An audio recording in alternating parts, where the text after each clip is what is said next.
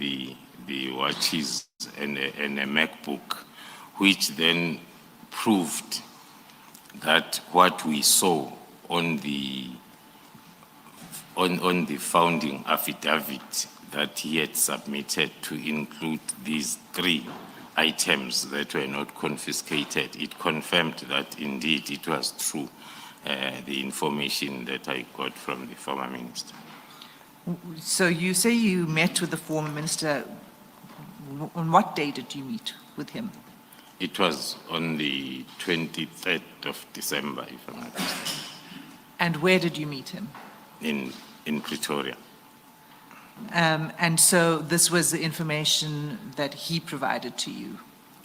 Yes, that he provided to me, which was corroborating the information that we had seen in the founding affidavit that he had filed before the 23rd, that in the items that he was demanding to be returned, he had included these 3 other items that were not part of what was confiscated by the team. But the affidavit that he was expected now to compile was for him to open a criminal case for the missing of these items, of which then he confirmed to the minister that that was not the case. Those items were not taken by the team, and also he even indicated that he was still wearing the same Rolex watch that he was influenced to claim that it has been stolen. So the meeting with the minister took place on the 23rd of December. Do you know when the meeting, did the minister tell you when he met with Mr. Matlala? On what? No, he did not tell me as to when and where their meeting took place. Okay, so after the 6th of December operation with the questioning of Mr. Matlala, there was then a second event, which is your team arriving at his offices on the 18th and 19th of December. We saw this when you first testified before the commission, the video clips of the team arriving at Mr. Matlala's office. Can you just remind the commission what that was about? Thank you. Commissioners, as I've indicated that during the operation on the 6th, there were suspicious activities around the control of the firearms. Hence, we seized the 5 firearms that were present that day. We had to make an arrangement with him for the complete compliance inspection of all his firearms, which was then set and agreed between the team and himself to take place on the 18th of December. But then it did not continue. The team did arrive, but then it did not continue because the responsible person who must be present, the responsible person according to the Act is someone that is appointed by the security company owner to be responsible for the control and management of firearms. So that individual was not available on that day, the 18th. Hence, then the compliance inspection was rescheduled for the following day, the 19th of December. And indeed, the team went back on the 19th, and the compliance inspection then was successfully conducted. And were firearms seized? Yes. During this inspection? Yes, 18 more firearms then were seized for ballistic testing and the furtherance of the investigation of the inquiry that was registered. Was anything else seized during this operation? No, on the 19th, it was only these outstanding 18 firearms. And were those then returned?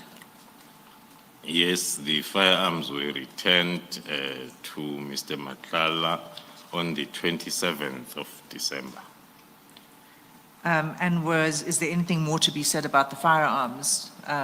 When you sent it for ballistic testing, was there anything of import?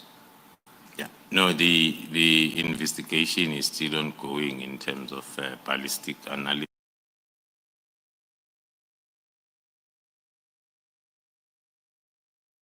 The cases that will need to compare with the samples from the firearms, or then we allow the IB system then to assist us in identifying the links. So that investigation is still ongoing. Okay, and then we know that from there, what happened next, at least from your involvement, was the arrest of Mr. Matlala on the 14th of May. Is that right? It's right. The investigation continued on other cases that the team had identified that were linking Mr. Matlala. The investigation continued then for the rest of January and up to February, and then around March, April, the team then was ready then to enroll some of those cases, and then there were discussions that took longer than we expected to finalize then the issuance of warrants of arrest. Discussions with whom? With the National Prosecuting Authority. And after those discussions, you finalized the warrant? We did then get the warrant of arrest. In May? Only in May? Only in May, yes. And then on the arrest on 14 May 2025, that's when you seized the cell phones that became the evidence of the chats that we've led before this commission. Is that right? That is correct, Commissioner. The WhatsApp chats, yeah. Thank you. General Khumalo, can we then turn now to Part C of your statement? Advocate Azim, before you turn to Part C, I just want to deal with the chronology up to the end of December. I understood from evidence led by other witnesses, presented by other witnesses, that there was an attempt to open a criminal case against you, first in Pretoria and then in Soweto, but both were unsuccessful. Are you aware of that? Yes, Commissioner, thank you. I'm aware of that. It is linked with the same information that I've provided, an attempt to open the case, the false case then with regards to the missing watches during the raid. Well, one can say from our side and also Mr. Matlala's was really not a festive period. We were very busy from the 6th of December, one can say up until the 31st of December. So for the whole month, looking at the engagements, investigations and operations and compliance inspections that we were busy with during the month of December, and then on the other side, lots of attempts also from his side to approach the High Court with the interdict and attempt to open those cases against myself and the team. So both sides were very busy during the month of December. Unfortunately or coincidentally, then the month of December ended with the disbandment letter of the very same busy month on the last day of December. General, that the Pretoria police station or the Soweto police station relating to the criminal case that they wanted to bring against you? One cannot be 100% sure, Commissioner, whether statements were indeed taken, starting with the information from the former minister that there was a draft statement that was provided, but then of which, according to Mr. Matlala, he did not continue with the plan. But we have since picked up from the WhatsApp chat analysis that we did after May that another institution that was approached with an attempt to register cases is the IPID, where there were communication about them needing a very strong person, a fearless person from IPID who can open the case. So the evidence that we have, there were attempts, but they were struggling with the finalization of that process. Thank you. Thank you, Advocate Hassan. Thank you, Commissioner. Okay, so let's turn to Part C then. And we'll begin at paragraph 130. No, we won't. Before we begin with paragraph 134 and 135, which deals with from 7 January onwards and the events that involved you from 7 January. Can we begin with the letter of 31st December? And you will find the letter in the annexure bundle at SDK 24.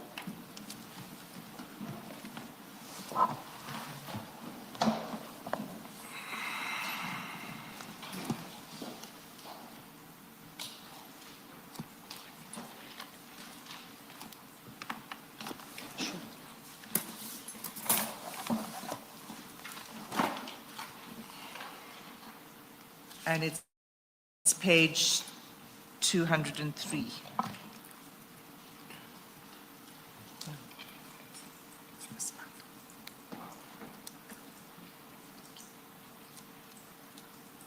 Do you have it? That's correct. Okay. Yes, Right. So we've seen this letter several times before in the commission, but can we haven't heard you speak about the letter, and what the commission has heard quite a lot about is particularly paragraph 3 of the letter dealing with the disbandment of the PKTT. But I'd like you to start with paragraph 1, the first instruction from the minister, and that is about the filling of posts in the intelligence division. And it's a very specific instruction, and you are the head of crime intelligence, so this would have affected you, right? Thank you, Commissioners. Although the letter was not addressed to me as the Divisional Commissioner of Crime Intelligence, but then 2 of the issues that are raised in the letter had direct link with my positions of firstly being the Divisional Commissioner of Crime Intelligence as well as the project leader of PKTT. Then maybe to steal this moment for a few seconds before then I get to the question by the SC. It is the 31st of December. the letter, we see it circulating on the social media, I think from the afternoon of the 1st, which is the happiest day of the year. Everybody is in a jovial mood. Then from my personal perspective, it was indeed not the Happy New Year's Day, because I had to expect or receive calls from more than 110 people that I thought I am their leader, asking me one and the same question, all of them. Unfortunately, I could not answer any of those people that were asking what's happening, because in normal situation, they will expect any communication affecting them to come via myself or my office. But this time around,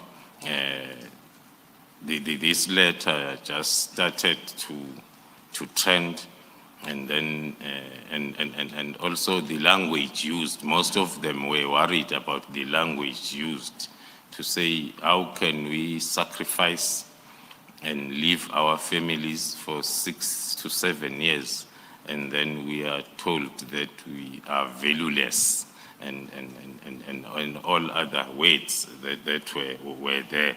I'm just touching on that maybe because I have this platform to raise it. No one has asked me as an individual as to how I felt about the letter itself, but I did not feel right. That's why after I realized that I'm not enjoying the 1st of January like everybody else, I think in the afternoon I had to request Lieutenant General Mkhwanazi to bring the team together and try to also him to explain something that he does not understand. The only thing that he could do was to motivate the team and tell the team that they must continue doing what they are there for. The rest then will be dealt with by the National Commissioner. But indeed, commissioners, it was not a Happy New Year's Day because of the letter. Going to the question. So before you go to my first question, let me just interpose this, judging by your answer. You were not consulted about the decision to disband the PKTT? I had never been given an opportunity to brief the ministry. I've never received any complaints or signs of unhappiness. Was never consulted when the letter then was drafted and finalized. It came as a surprise even to myself. We will come to that aspect of the third instruction, the disbandment of the task team. But for now, on the first instruction, obviously you hadn't been consulted on that either, correct? That is correct, commissioners. That is why I should think that the only person, according to me, my view, the only person who can understand the letter is the writer himself. All of us that are reading the letter, I've tried to read it more than 10 or maybe 50 times, trying to make sense and understand, but one is failing to understand each and every paragraph, even the words, the choice of words. But going to the first one, because it touches my environment, one had to try and understand as to what might have led to this decision.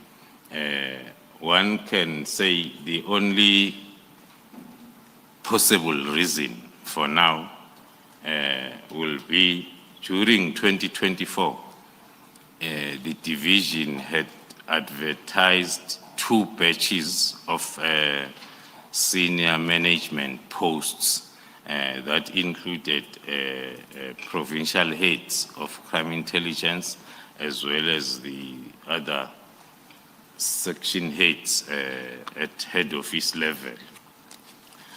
So on both occasions, as we follow the process, once the Human Resource Management Division of SAPS approves your request for the post that you will want to advertise, they will then indeed advertise the post, and then they will receive applications. They will screen the applications and applicants, and then they will send to you those applications that they see that they meet the requirements. And then they will request you then to make a submission or a proposal for the panel. So on both occasions, or maybe let me start with the first batch. I did it on the first batch of posts. Then the line of communicating that proposal, I will send it to the immediate supervisor, the Deputy National Commissioner, Crime Detection, for his support of the proposed panel, who will then sign it off and process it further to the Division Human Resource Management for approval in consultation with the National Commissioner. So my proposal for the panel for the first batch then was not supported by the Deputy National Commissioner. Instead, then he proposed his own panel, of which then he had to do it in consultation with myself. And then I then did not agree with his set of panel. And then there was then that stalemate that now myself, I'm proposing a certain panel. He is proposing another panel. Then the Division Human Resource Management is not expecting to receive two sets of proposals. They have to get one proposed by myself, supported by immediate supervisor, so as they can approve it in consultation with the National Commissioner. So the process of filling those posts remained stagnant there. It did not move. And then another request was sent now for another batch of senior management posts. The same process happened. And then it also reached that point of stagnation. One then, as I'm saying, this is my view. In my view then will be, before I get to my view, I had a discussion with the National Commissioner around this issue, of which then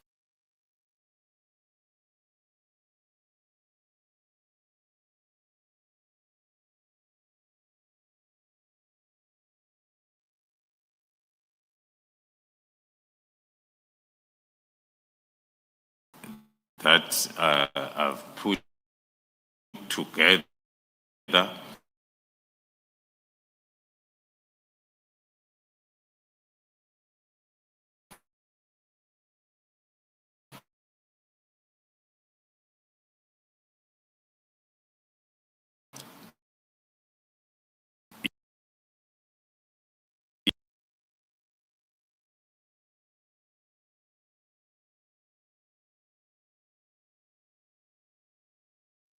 is, according to me, as the account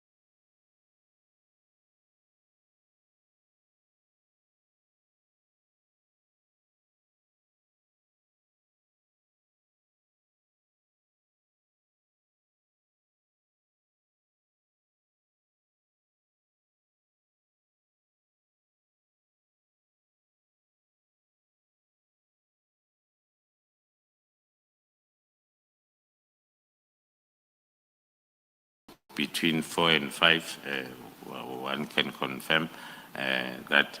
So if you have no leadership in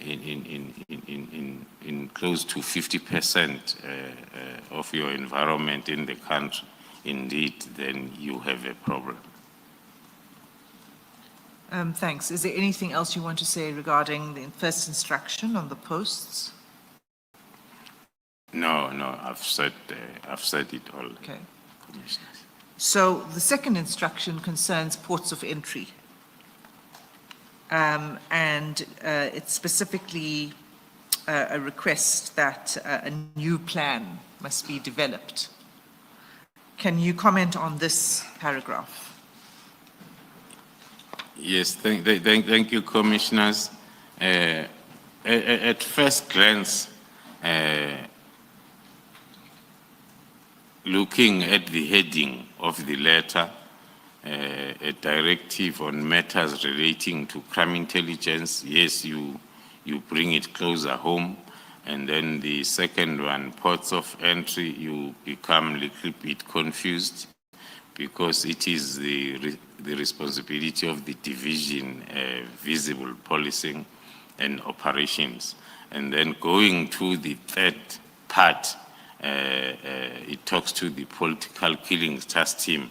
So reading the heading was then confusing a bit because one will expect that when you draft a letter, the heading helps you to understand the content of the letter and the logic, so as then you are able to understand.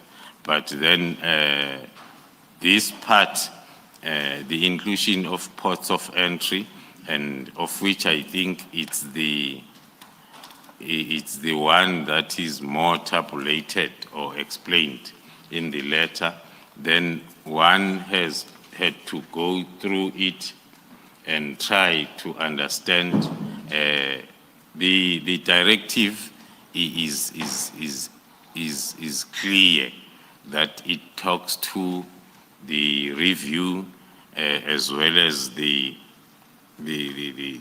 review of the deployments in that particular environment, as well as the operational plans to deal with the threats that are being addressed at the point of entry.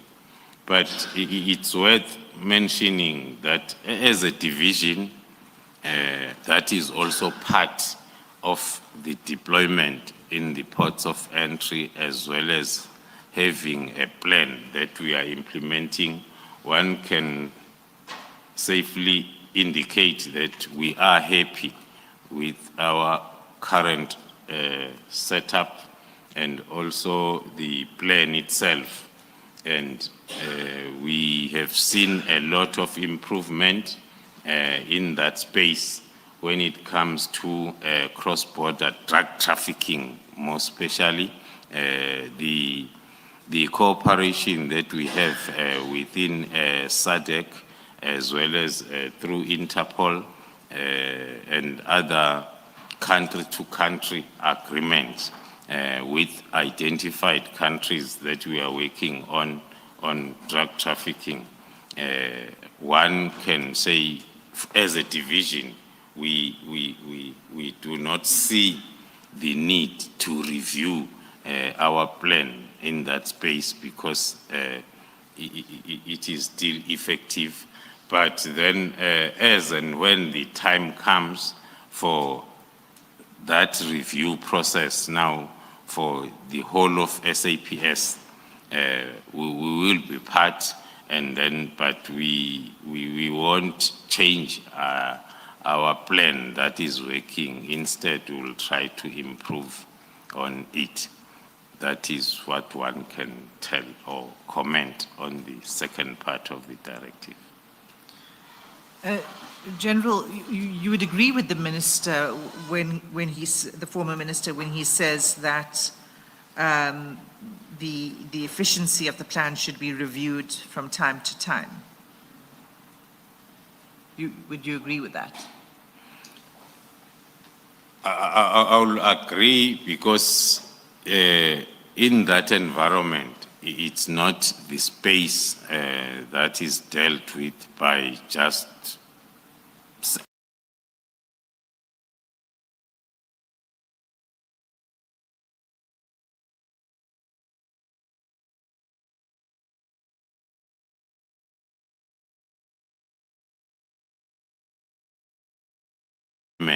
in the space of a port of entry. So I'll agree on that reason. And do those reviews take place by an interdepartmental body? Looking at the directive, it was talking to those reviews taking place at the beginning of the year, but one has not been appraised or invited or informed of the reviews then that they had started. I'm just saying as a matter of course, those reviews would take place by the interdepartmental, some structure. Is that what would normally happen? What normally happens, it's not like review or interdepartmental review. All the departments that are occupying the space, they have clear defined roles, which needs then to be coordinated in terms of activities, as it's stated in that paragraph, that the main stakeholder now in that space is the newly established Border Management Authority that is supposed to be leading even the interdepartmental review. Although all of us, we are playing our roles, but then that is the PMA that is expected under normal circumstances to coordinate the activities, including maybe the need to review. And were you aware of any challenges that needed to be addressed from an SAPS perspective? Hence I limited, Commissioners, my comment on our environment, because as stakeholders, we also have our role and responsibility, and we have the deployment in the space, and we are operating. So as the division, we are implementing our plan, we are monitoring our activities, and up until now, we were still satisfied with our plan that is in place, as well as our performance. Thank you.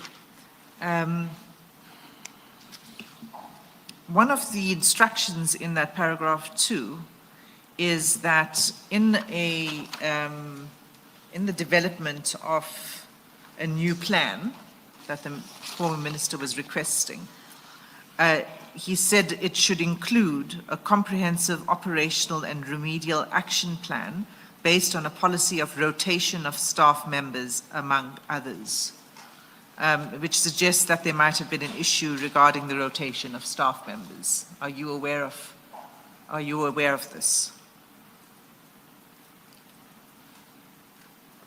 Thank you, Commissioners. I am aware because because of my previous deployments.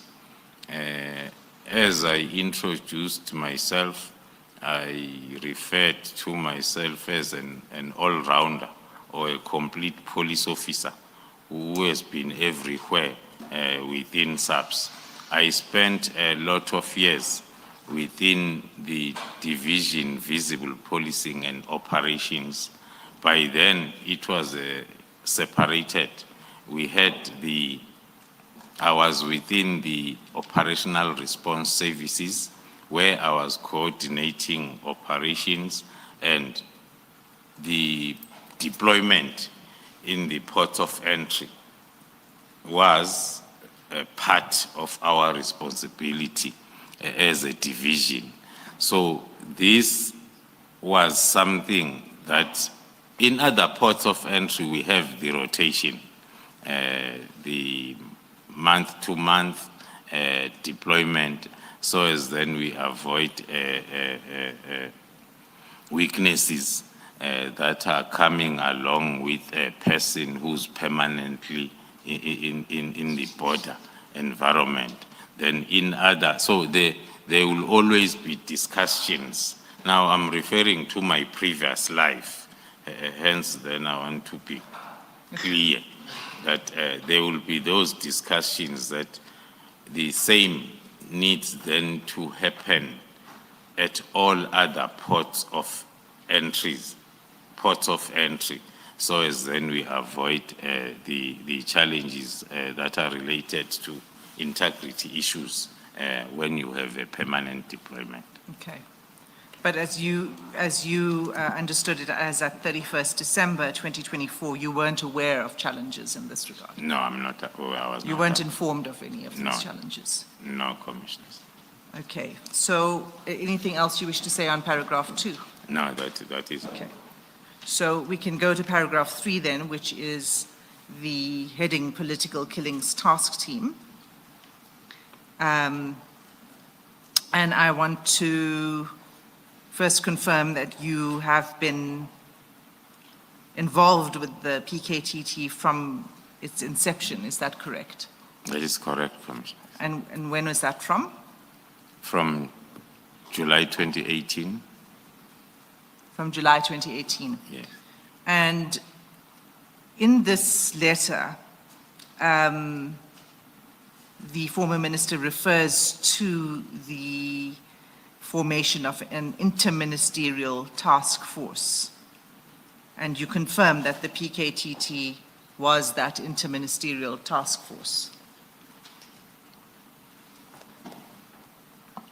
As I indicated, Commissioners, that the terms and choice of words sometimes used in the letter, they are confusing, and sometimes they talk to maybe not from a well-informed part, because we do not have a task force. We don't use that language in whatever processes and activities with regard to PKTT. But we do have the interministerial committee that we have referred to it in most of the time, even during this commission. General, there are witnesses who have referred to the National Task Team, referring to the PKTT. Yeah. Would that characterization be correct?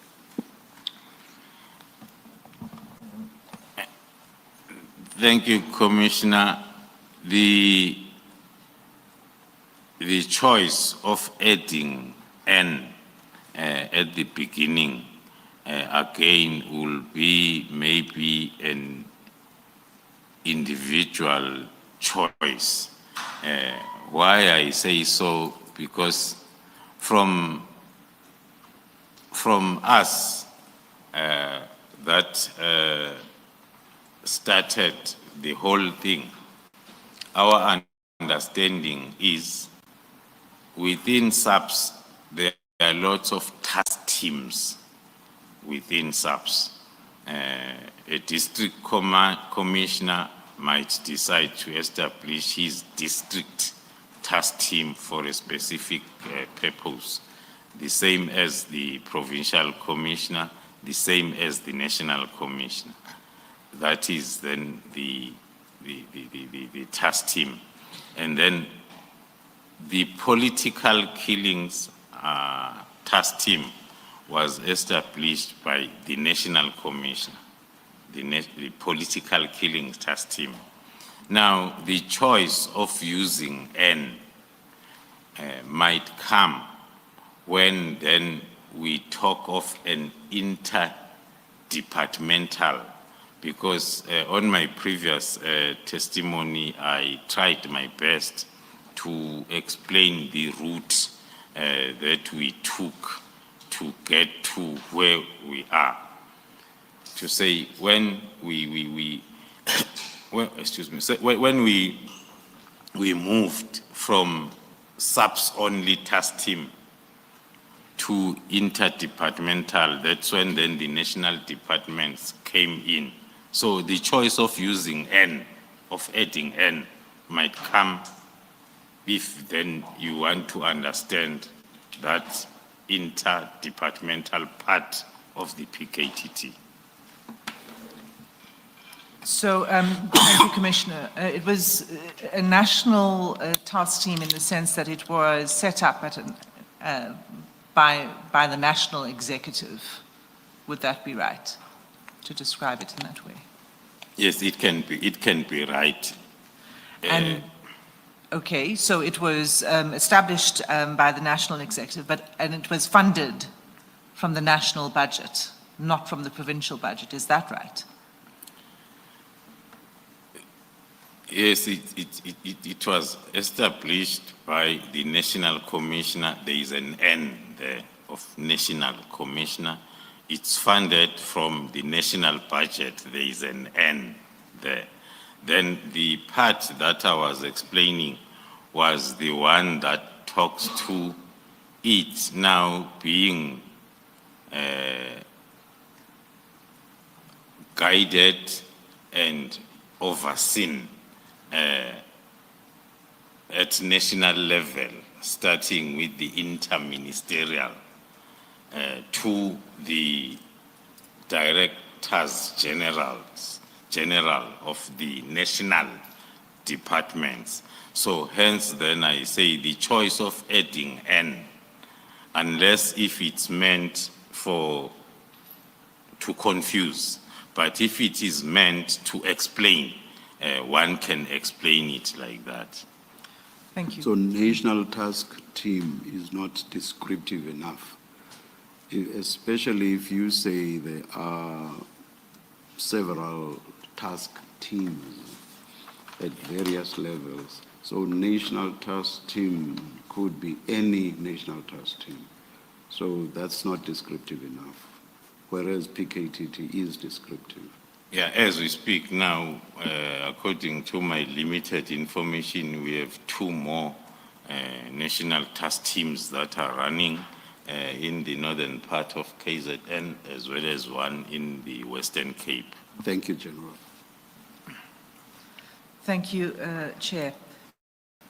So then to go back to what you were just saying, the interministerial committee that you say had this overall view of the task team, is that right? That's correct, Commissioner.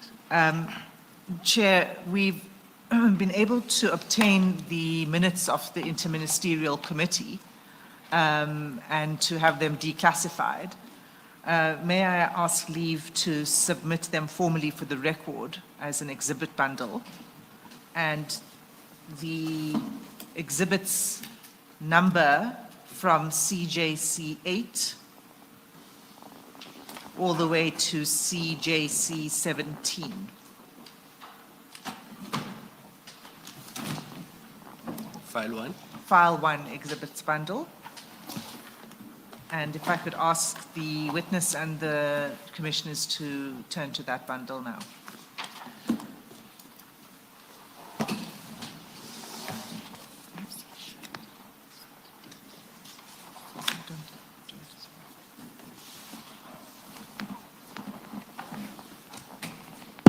CJC 8, commissioners, is the confirmation of receipt of the request for the declassification. And CJC 9 is the letter from the authority that was required to declassify the minutes, which is the presidency, confirming the declassification and attaching the minutes. So if we could please turn to CJC 10. That's where the minutes begin, and it's at page 4 of that bundle.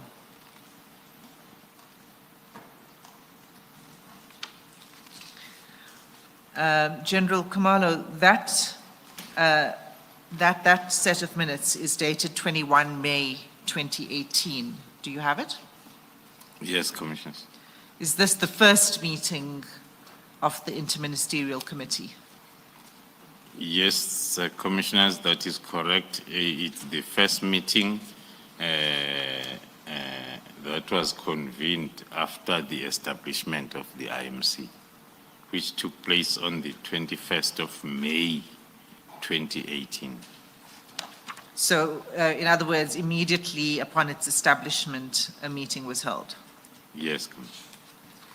And if you turn to page 5 of the bundle, which is page 2 of the minutes, can you confirm who was in attendance? Thank you, Commissioners. I can confirm that in attendance was the Minister of Police, Minister Bicele, the Minister of Defense and Military Veterans, Minister N. Mapisa-Nqagula, and the Minister of Justice, Constitutional Development and Correctional Services, which has combined by then, Minister T. Masuta, the Minister of State Security, Minister. Pixverse web image generation is live. Upload your image, edit instantly. Change style, lighting, and texture in one click. Type your idea and watch AI bring it to life in seconds. Open your browser, create instantly. Pixverse, where inspiration comes alive.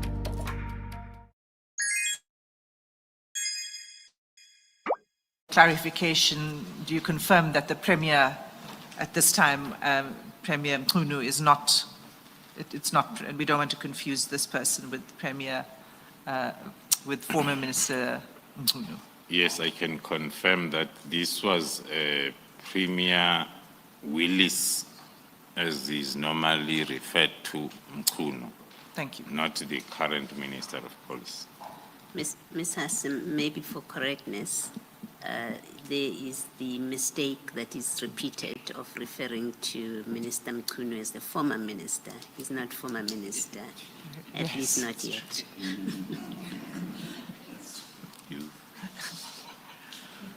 I take the correction, Commissioner Baloy. Okay, so these were the,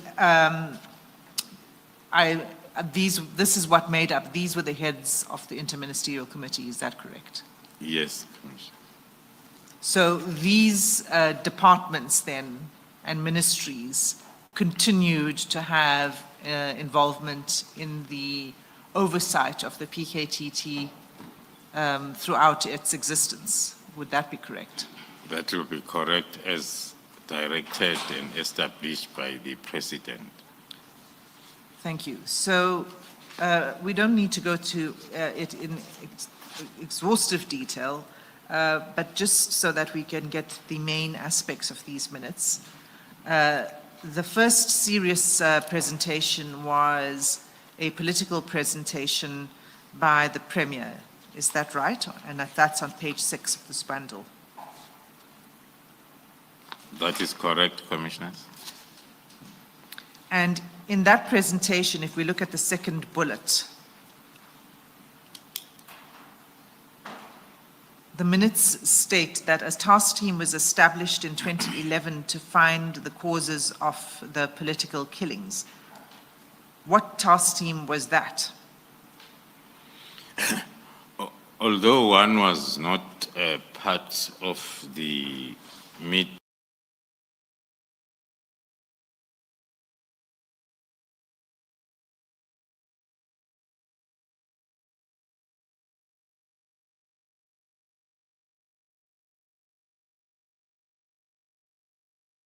was the then provincial task team of the police that was dealing with political related cases. So if the reference here on this second bullet is made towards the now political killings task team, then one will say the premier meant then the provincial team that was in place by then. Okay. I should have asked you when we were confirming the attendance, whether you were in attendance at this meeting.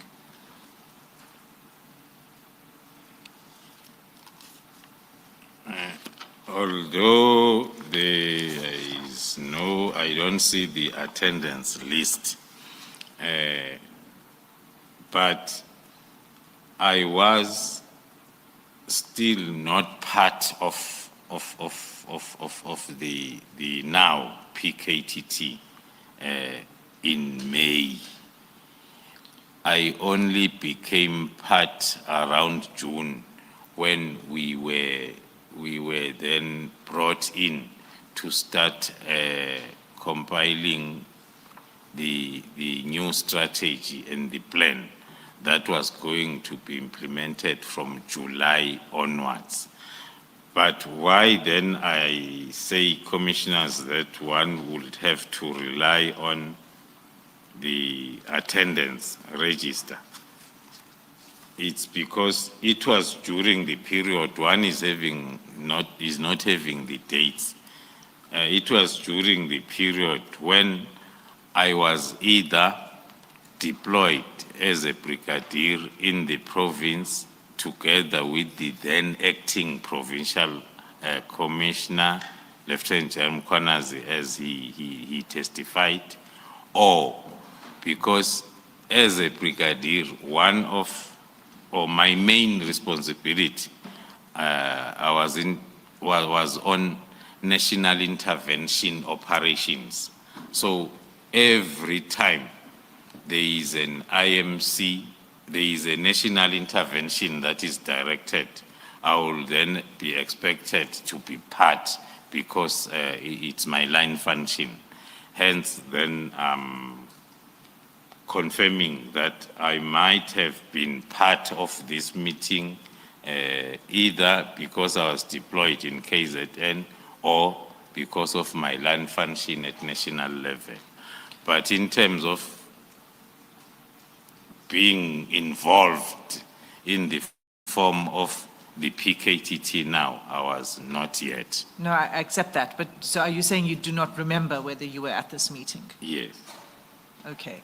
And that if you were at the meeting, it would have been for whatever your role was. You were not at that point involved in the PKTT. Yes. Okay. And you don't remember. That's fine. So the point of the bullet 2 is that there was a provincial task team within SAPS to deal with political related killings. That's correct. Okay. So if you turn over the page to page 7, there's then a presentation by Major General Qiliza. And it's entitled Progress Report on Political Related Killings to the Minister of Police. So it would have been Major General Qiliza then who would have been responsible for that provincial task team, is that right? The minutes suggest that because he's the one who presented the progress report on political related killings to the ministers on that day. Okay, so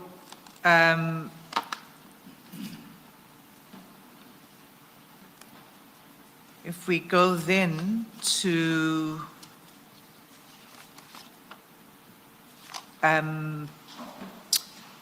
we see there was a second presentation by Minister Qiliza as well. And we see that on page I think that, no, but that was page 7. That was his report. And then there is a, yes, there's a second presentation on page 11.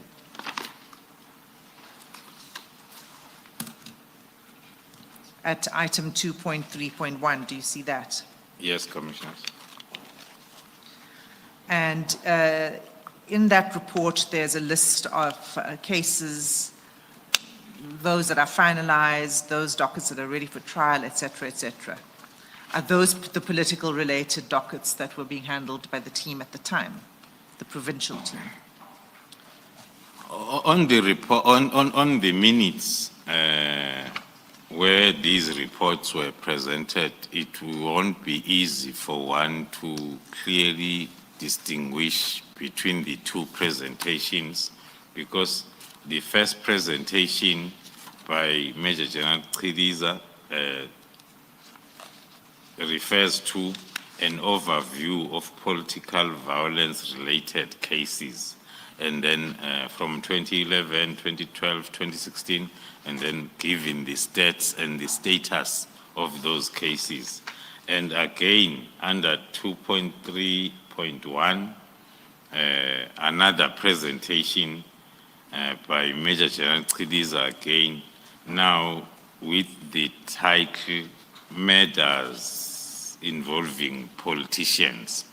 So it's not easy, especially as I've explained, that I was still not part of the process as to what is the difference between the two presentations on the day. Okay. So if we go to page 13, we see that there was a discussion following the presentations, and the ministers listed a series of concerns.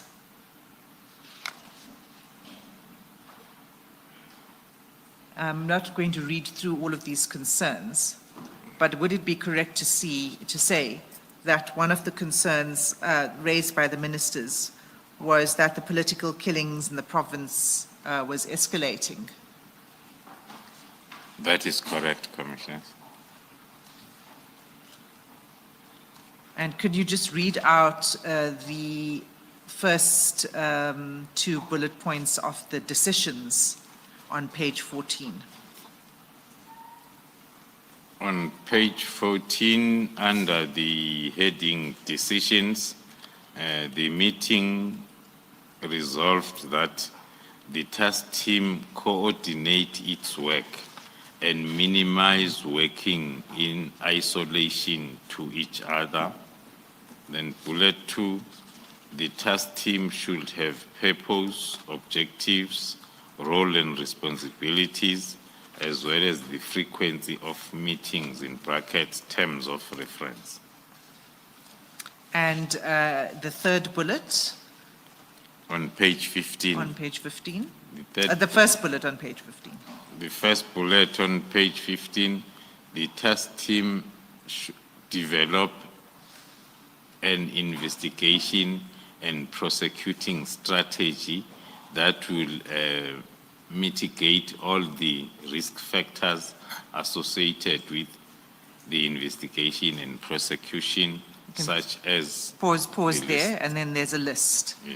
Now, this investigation and prosecution strategy, is that the strategy that you began to develop when you became involved in June? That is correct, Commissioners. It's one of the recommendations that we had to attend to as we came in June. Okay, thank you. And then if you turn over to page 16, there is a presentation made by the NPA, Advocate S. Abrahams. Do you see that? Yes, Commissioner. And then there is a further set of discussion and decisions by the IMC, which is recorded at page 17. Can you just read out for the record the 2 bullets that contain the discussion and decisions.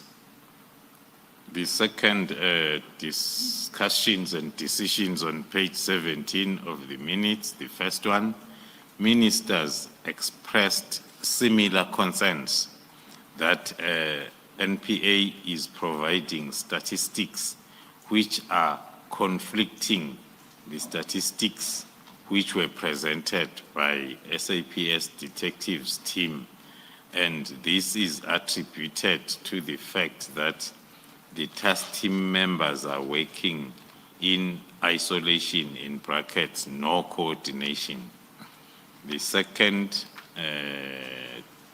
decision, a dedicated team of prosecutors should be part of the task team to guide the investigation team in order to improve the quality of cases put on trial and improve the conviction rate. Do you have any comment on those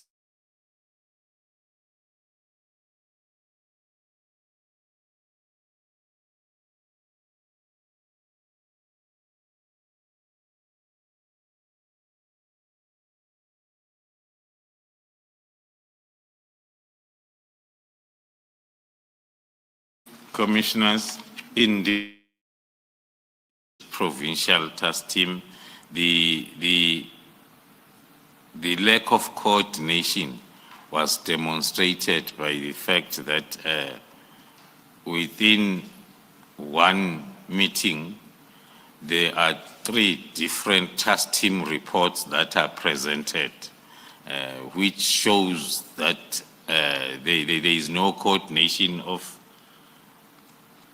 both activities and accountability, which then one will say the interministerial committee were not wrong in their findings, as well as recommendations as to what needs to be corrected. Thank you.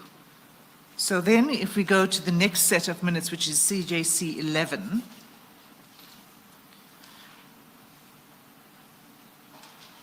the date of this meeting is 12 June 2018. So this is the second meeting, 1 month later of the IMC. Yes, Commissioners. And were you present at this meeting? Yes, Commissioners, I was present.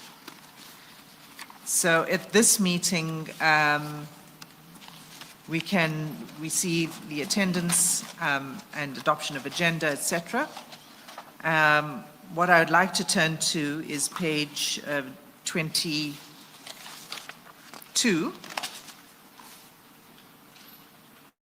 And there we see a briefing by the acting KZN Provincial Commissioner.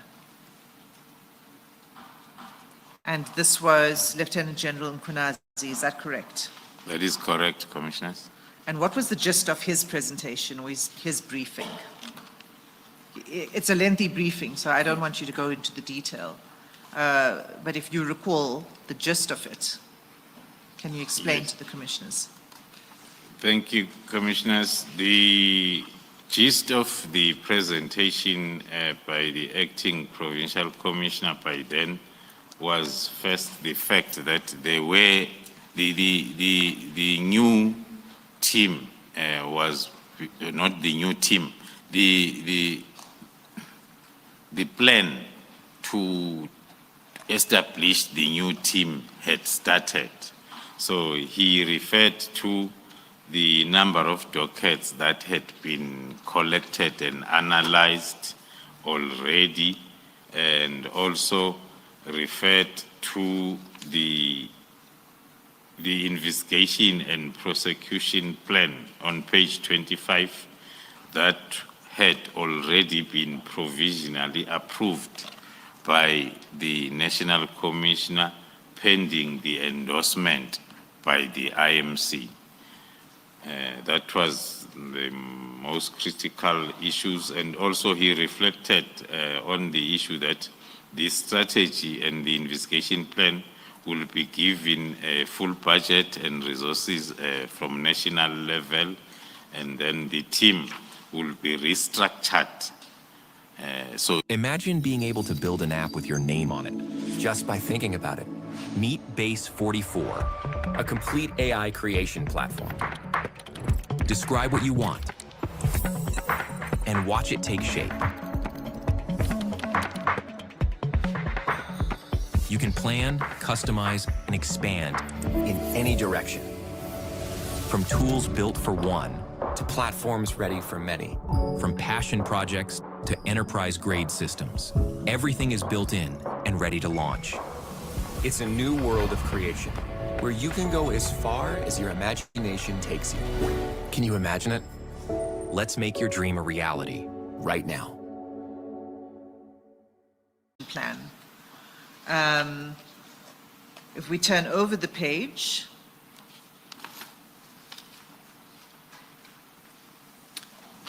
the last bullet of the proposal by the National Commissioner, which was National Commissioner Sithole at the time, is that the task team will be reinforced by a team of tactical intelligence and strategic intelligence. Why was that necessary?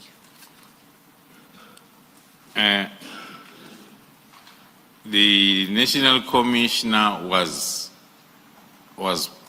proposing his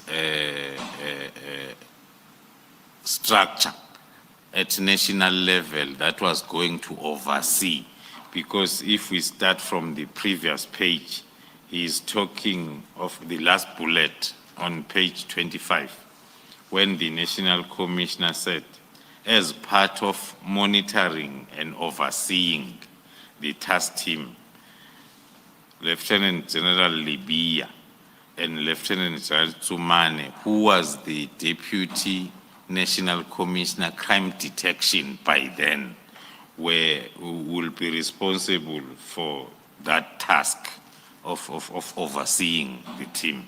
So he was briefing the IMC that the oversight will be at national level. Yes, the team will be operating in the province. Hence, then on the next page 26, the point there, he was stressing, because intelligence capability is a national competency. They are not the responsibility of a district, a provincial, or a provincial commissioner. So the National Commissioner was bringing in the then Divisional Commissioner of Crime Intelligence to be part of the overseeing team at national level. Thank you. So we can then conclude these minutes with reference to the resolutions that were adopted on page 27.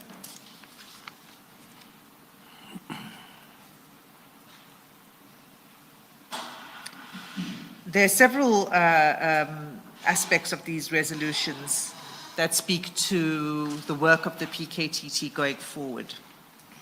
The first I'd like to refer you to is the second bullet, that the investigation strategy and prosecution should have a cost or budget, targets, and timeframes. Did that take place? Was that strategy costed and budgeted?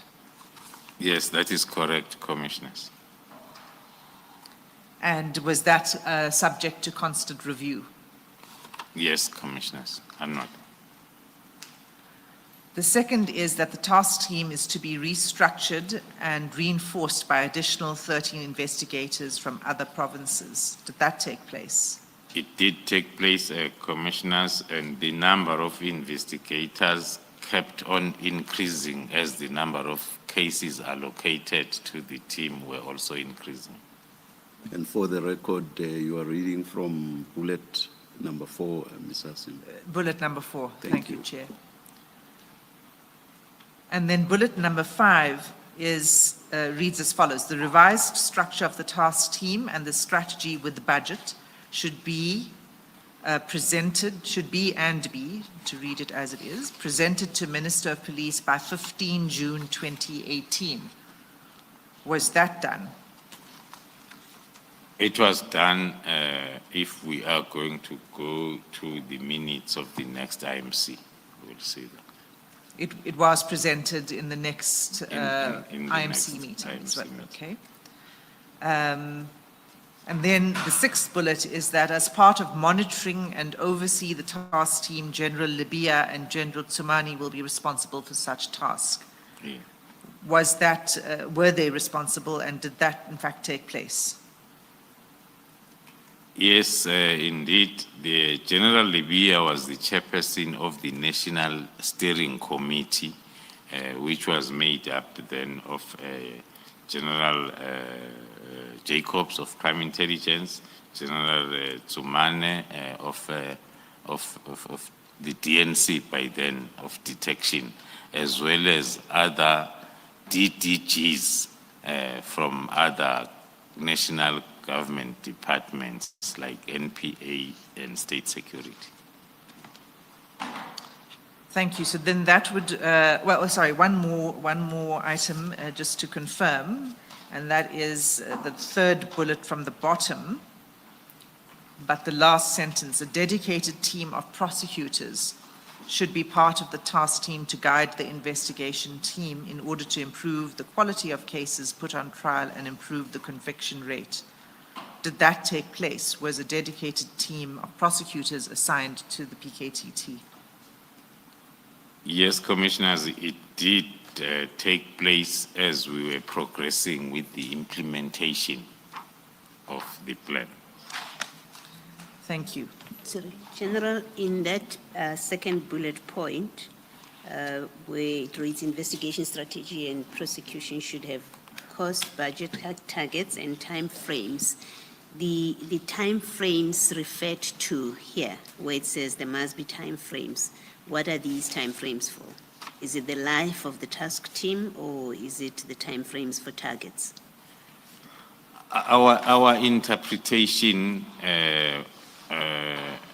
was it's the time frames of the targets, because we were presenting the strategy and the plan that will talk to the turnaround time on investigation, turnaround time on prosecution. Hence, then other recommendations moving forward were talking to the issues of dedicated courts, so as then the time frame is not affected. Can I just get clarity? In the first meeting, we've looked at the minutes. One of the recommendations is that the Department of Correctional Services must form part of the task team. Was that recommendation implemented, as far as you are aware? As we were presenting the new strategy, it was exactly like that. It was the interdepartmental multidisciplinary task team where SAPS and NPA are playing a leading role, supported by State Security, Correctional Services, then, and the Department of Justice. So the task team was not just about investigating political killings. It was also about ensuring that they are successfully prosecuted. And once people are successfully prosecuted, those that are found guilty are incarcerated. And that would be Correctional Services' role. That is 100% correct, Commissioner. One of the noteworthy contributions of the Department of Correctional Services, excuse me, was to dedicate the Kokstad prison as the PKTT prison, where we will keep our most dangerous prisoners. Was that in fact the case? It that still became. It was, and it's still the case, Commissioner. Thank you, Commissioner. So the third set of minutes then is CJC 12, and it's dated 3 August 2018. So this is the third meeting now of the IMC in 2018. Are you there? Yes, Commissioners. Were you present at this meeting? Yes, I was present. And it was chaired again by Minister Cele at the time. Yes, that's correct.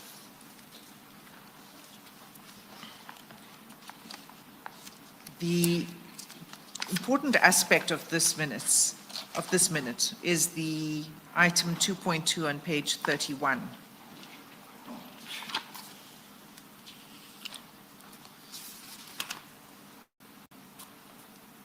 If we can begin there, it begins at that point. And is it correct that this was it began with a presentation by the National Commissioner, who confirms that the approach of the task team was changed? The composition was revised and new members were added. That's the third line from the bottom on page 31. Was that the confirmation that was provided by the National Commissioner at the time? That is correct, Commissioners. If we compare with the previous IMC, where the National Commissioner gave lots of promises of what will be happening, because it was the meeting where the investigation and prosecution strategy was presented. And there were then issues that were raised by IMC, that like budget and resources. So the team then was officially on the ground on the from the 18th of July. So this, we can say, is the first official IMC where they were expecting to get feedback on the performance of the newly established task team from July, because this was August.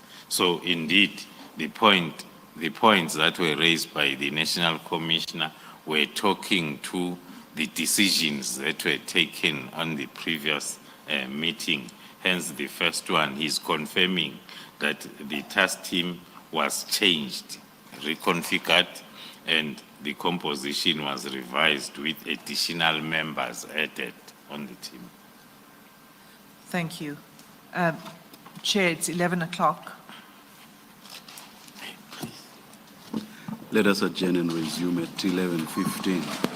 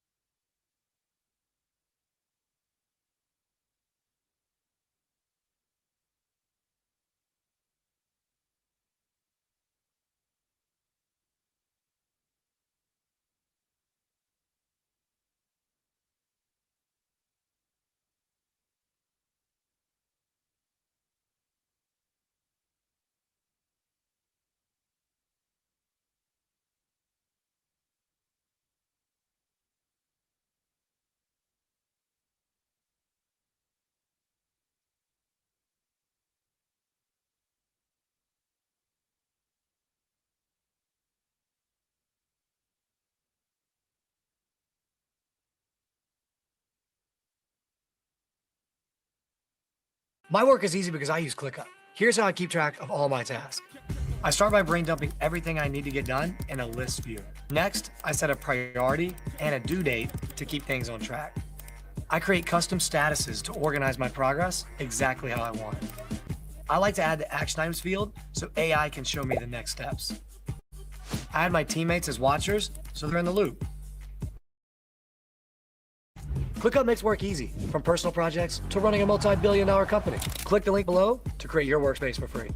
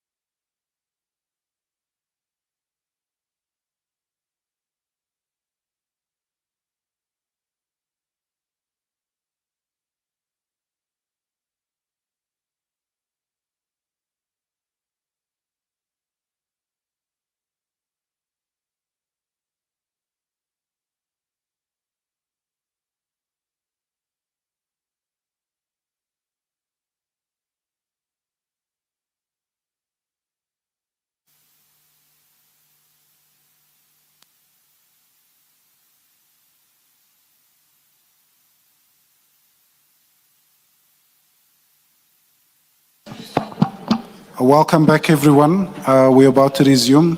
Reminder, please switch off your phones. Thanks.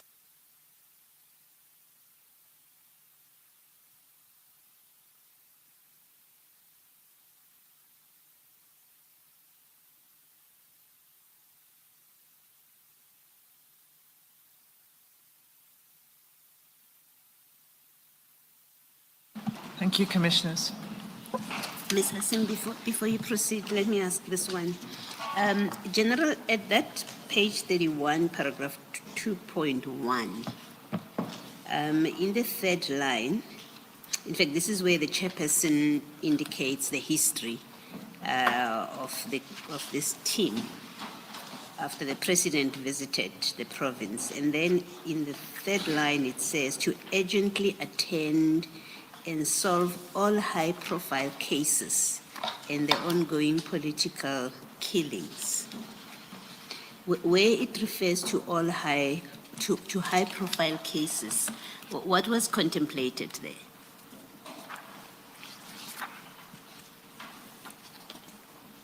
That's at page 31.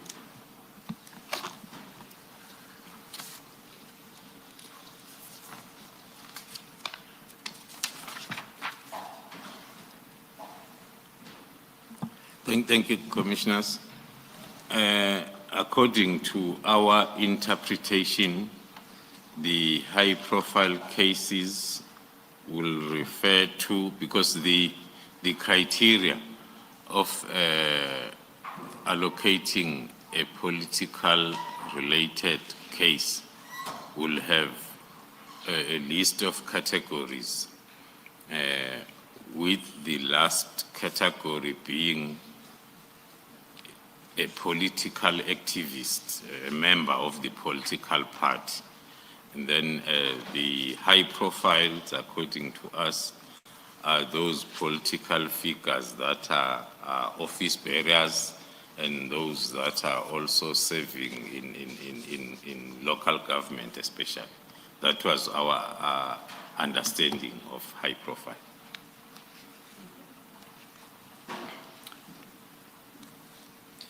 Thank you, Commissioners. So just after 2.1 is 2.2, and it's the briefing by the National Commissioner, the first one which we just dealt with, about the approach of the task team. And then if you turn over the page, there is a presentation that is made by the Acting Provincial Commissioner. And it begins with the introduction. And then the first heading is operational coordination, and it speaks about the joint operational centers. Is it correct to say that the description here under this heading is what you've presented to the Commission when you testified when you were here before? Commissioners, can I be reminded on the CJC number? It's page 31, and it's CJC, I've forgotten. 12. Page 31.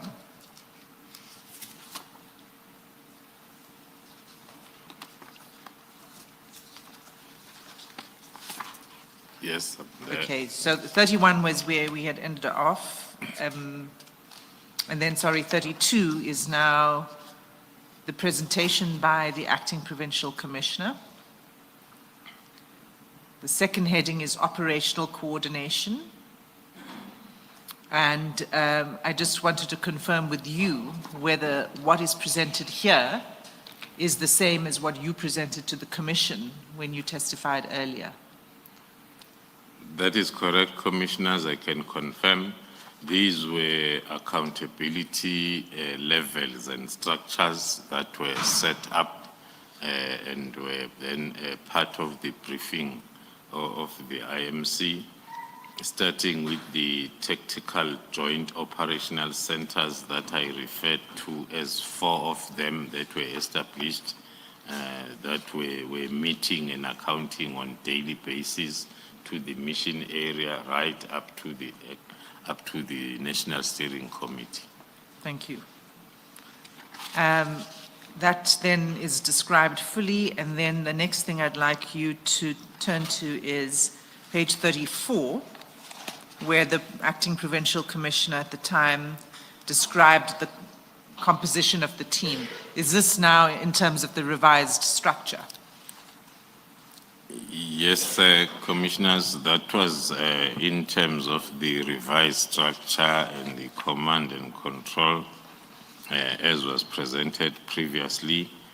Looking at the mission area joint operational center, the first box on the left, the task team leader referred to as Major General Ramatswele, as we have presented before, and the project manager referred to as the then Brigadier Kumalo, which is myself, and then other tactical commanders for different disciplines, and those four operational teams below that were implemented.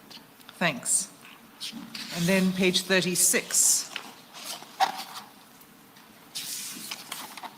which deals with the table of case dockets. Is this presentation an analysis of the dockets that were within the control of the task team at the time? That is correct, Commissioners. At the initial stages of the task team, we had to indicate the cases that were presented during the previous IM. We can show the additional cases in that page or slide. We were reflecting that on the previous report, the cases allocated to the team were 98, but then during this meeting, there were now 126. Thank you. And then if we go to the end of these minutes, it's page 41.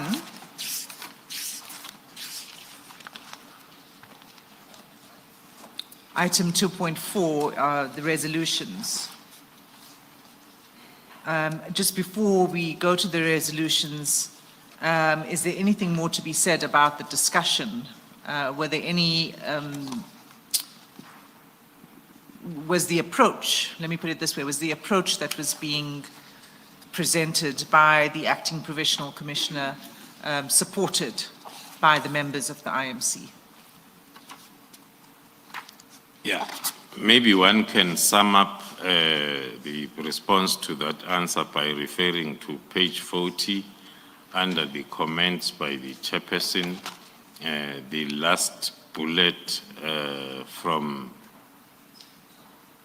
the second bullet from last, which reads, the minister praised the task team and encouraged them to put more effort so that a message is sent that there are consequences for breaking the law. So those were sentiments that were shared by the IMC during this initial meeting of the new team that was put in place. Thank you. And then finally, the resolutions. The first bullet point is for the task team to provide a progress report. Did the task team do so on that 126 cases? Yes, those are 126 cases that were reflected during this meeting. So the resolution was on the next meeting. The team is expected then to give a progress report on each and every one of those cases. Also, 80.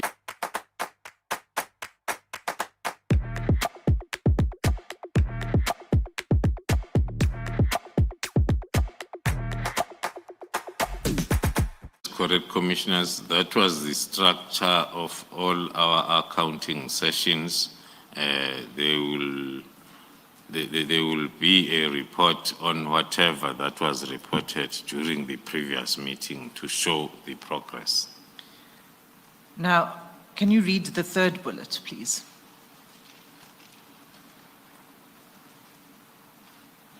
The third bullet under resolutions. Under resolutions. The task team in the next meeting will provide progress reports on the progress made on the following priority cases: Mr. Mchunu, the killing of Mr. Mchunu, Mr. Stole, and Mr.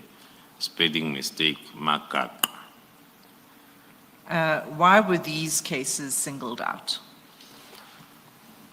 As per my response to the question by Commissioner Baloyi, that the cases will be rated as high profile, depending then on the deceased. So these three, the first one is the one that was a reason for the establishment of the task team. This crime scene that was visited by the president, that is Mr. Kashana Mchunu, and Mr. Sitole was also another high-profile politician, as well as Mr. Makaka, who was the former ANC Youth League secretary. Thank you. The next set of minutes, if we can go there, then is on page 42. That's CJC 13. And that's dated 13 September 2018. Were you present at this meeting, General Khumalo? Yes, I was present, Commissioners. And again, was it chaired by former Minister of Police, Cele? That is correct. And as similar with the structure of the previous minutes, we see on page 44, items 2.2 and 2.3, where the National Commissioner opens a briefing and then hands over to the acting Provincial Commissioner. Is this where the Provincial Commissioner then did the progress report on the cases as required in the previous minutes? That is correct, Commissioners. As I explained on the coordination slide, that the meeting will take this format. What will happen in preparation for the IMC? We, at the level of PKTT, we will prepare the report and present it to the provincial steering committee chaired by Lieutenant General Mkwanas. And then as the National Steering Committee comes in a day before IMC, led by the National Commissioner, then the Provincial Steering Committee will then brief them. And then on the day of the IMC, it will take that order. The National Commissioner will introduce the briefing note, and then the General Mkwanas will then present as briefed by the political killing task team at operational level. It was later on when then I joined the elite level, when then it was myself now who was briefing the IMC, not the Provincial Commission. By that time, I was still a brigadier.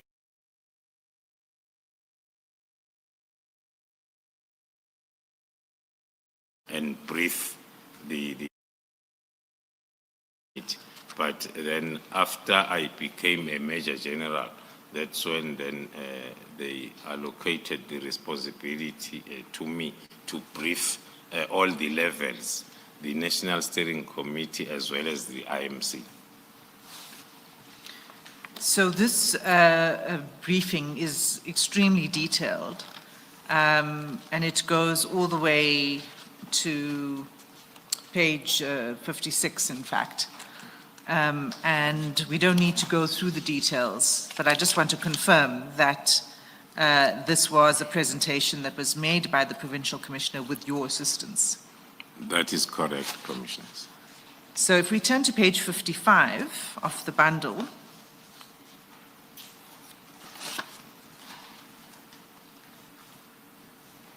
in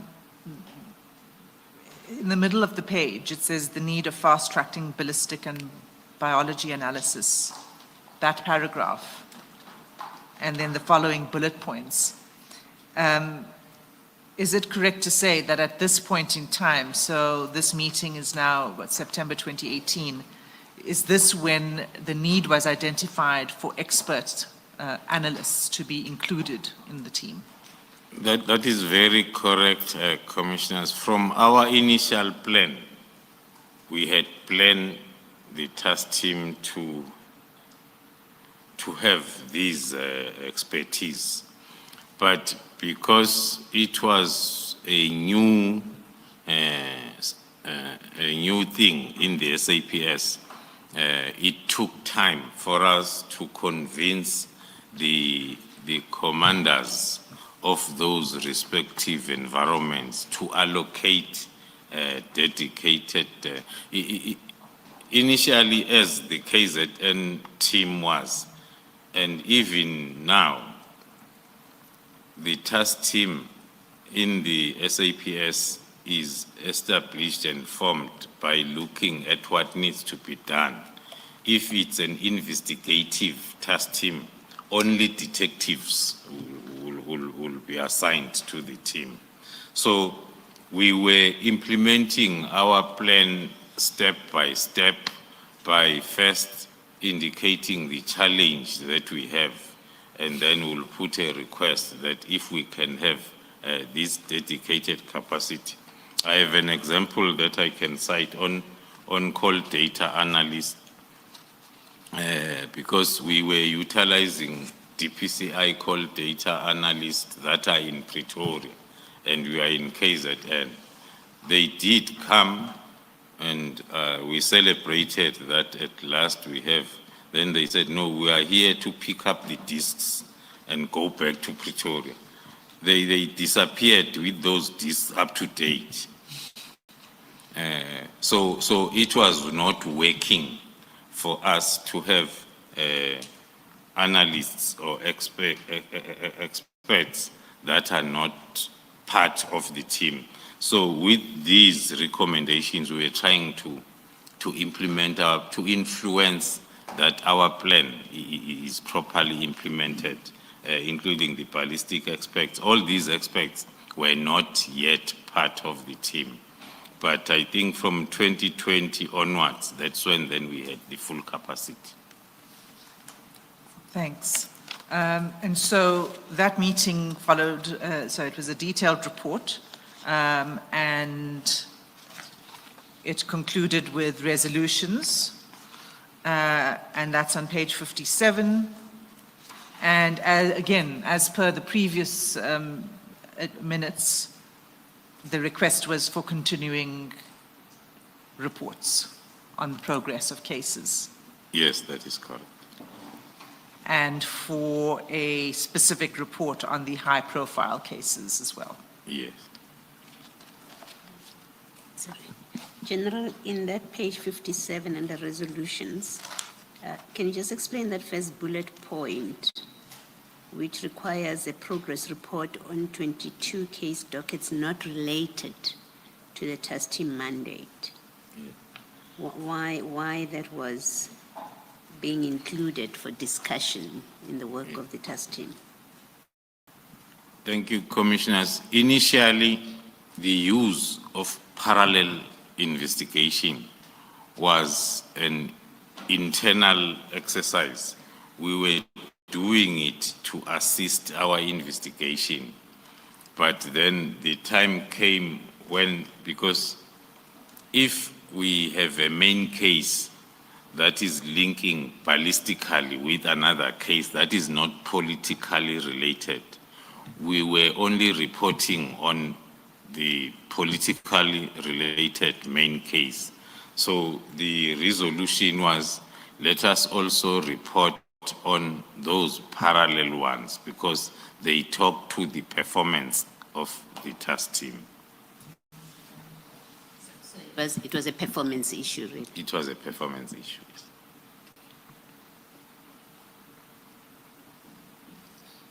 Was any question raised at any point by the IMC about the fact that these parallel dockets were included in the work of the PKTT? There were mainly comments that were coming from, because our report was structured such that we all the activities of the team. So when we get to the ballistic analysis, that's where we will show the linkages that the firearms that we have confiscated, they were linked with other cases that we had then requested from the stations to investigate them parallel to the main case. Now, because now our statistics were not tallying at all the segments of the report, that's when then it was a resolution that as we report, if we check our reports moving forward, even the report that we presented as part of the testimony in the commission, it has those categories: political related cases, parallel cases, and ad hoc cases. Initially, before these resolutions, we were only reporting on main or political related cases only. Okay. Thank you, Commissioners. So let's move on then to March 2019, 28 March 2019. That's CJC 14. And that's the minutes of the next meeting of the IMC. Were you present at this meeting? Yes, that's correct. And again, it's a very lengthy briefing, am I correct, that was provided by the acting PC? Yes, Commissioners. And the update, which is very detailed, is an update on all of the cases under investigation and in court.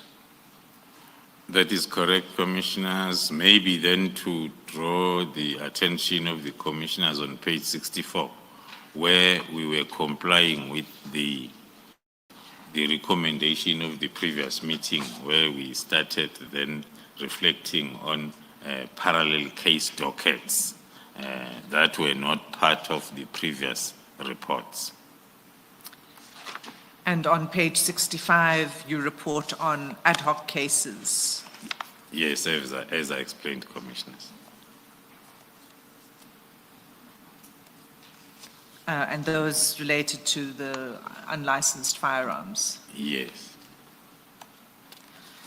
And that meeting. Sorry, can I just ask? Is it then correct, would it be correct then to characterize the position this way, that although the team was set up and its mandate is to investigate political killings, these parallel and ad hoc investigations means that at least operationally, the mandate sort of expanded, because with the parallel cases, you're not necessarily looking at political related matters. I think somewhere earlier on, there was a report, for example, of a reckless driving case, and there are robberies here. So in practice, the mandate sort of expanded. Would that be a fair and accurate characterization, General? That will be very correct, Commissioners, because it was an operational decision not needing the extension of the mandate. I'm trying to separate the two, because we are investigating political related cases, and then there is a case that is linked with the other case that is not political related. Maybe it's because it's the same suspects, maybe it's because it's the same firearm used. Now, for us to strengthen our main case, there is a lot of evidence that we can get from this other case, and then we will then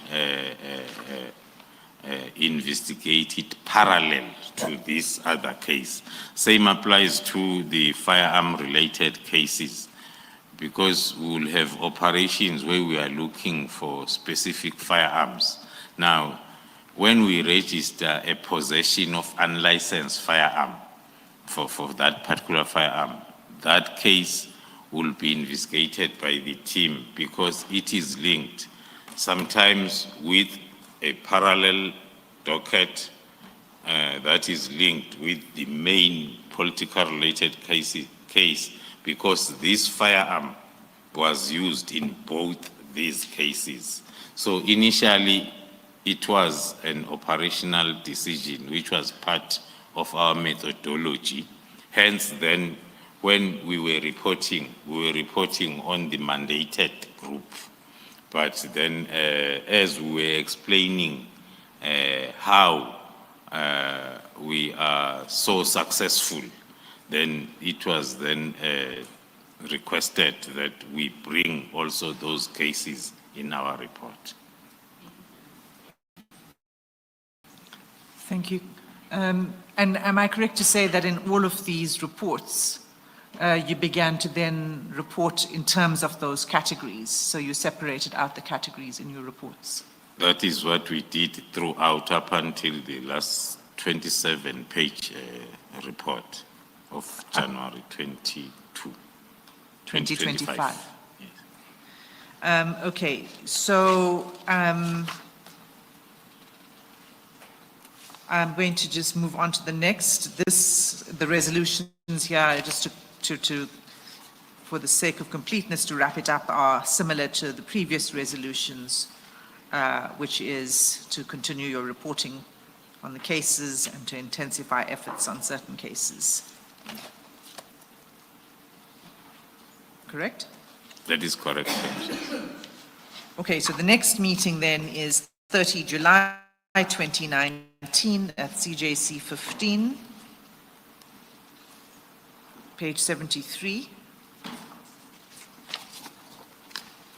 Were you present at this meeting? That is correct, Commissioners.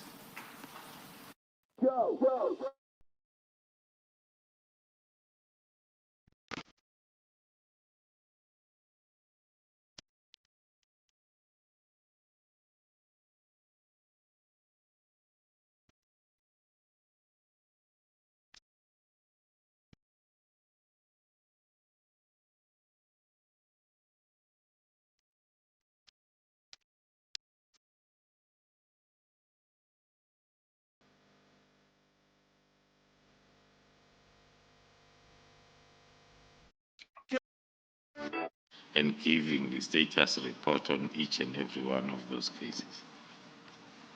Thank you.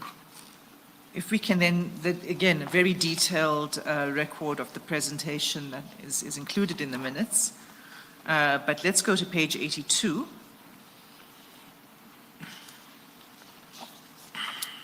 There's a section that's headed Remarks by a Member of IMC and Others. Yes. Okay, so the first bullet point, it says the meeting noted the incorporation of 78 cases which are not related to political killings. Can you just explain that bullet, please? It is referring to the explanation that I've been giving, that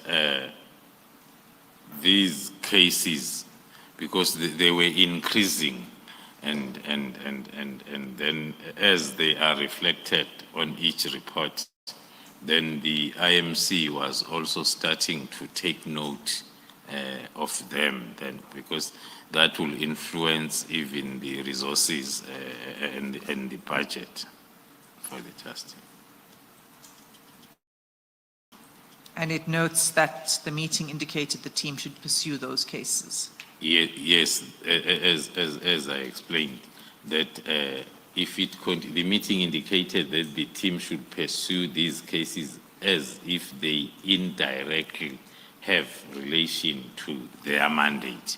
So it started as an operational decision, but then during this meeting,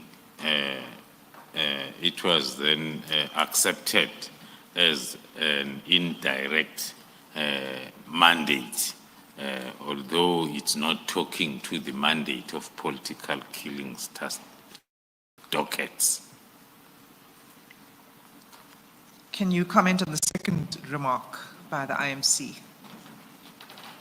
The meeting also stressed the importance of strong and better coordinated intelligence operations as the key to successful investigations and prosecution. That was the time when we had the team that was at least 98% capacitated, sufficient, and we were then able to deliver in line with the plan in terms of activities and the timelines, because we had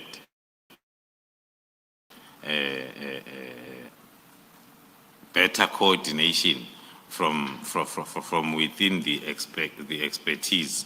And there was also by that time now an understanding, as I explained yesterday, that when we call people up, they come in with their understanding of how things are done.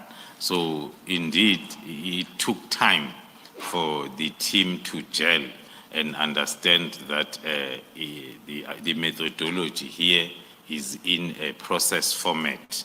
Hence, then there was this comment. Okay. And the third bullet? Can you comment on the third bullet? The involvement of private security firms or is concerning, and the meeting indicated that the team should work with private security industry regulation authority to do the inspections on compliance.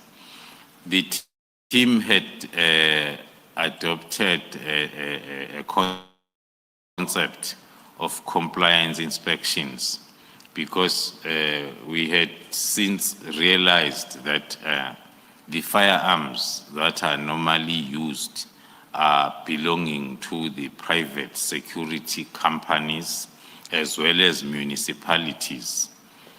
That is why we were struggling then to get the firearm that will link with a political killing case.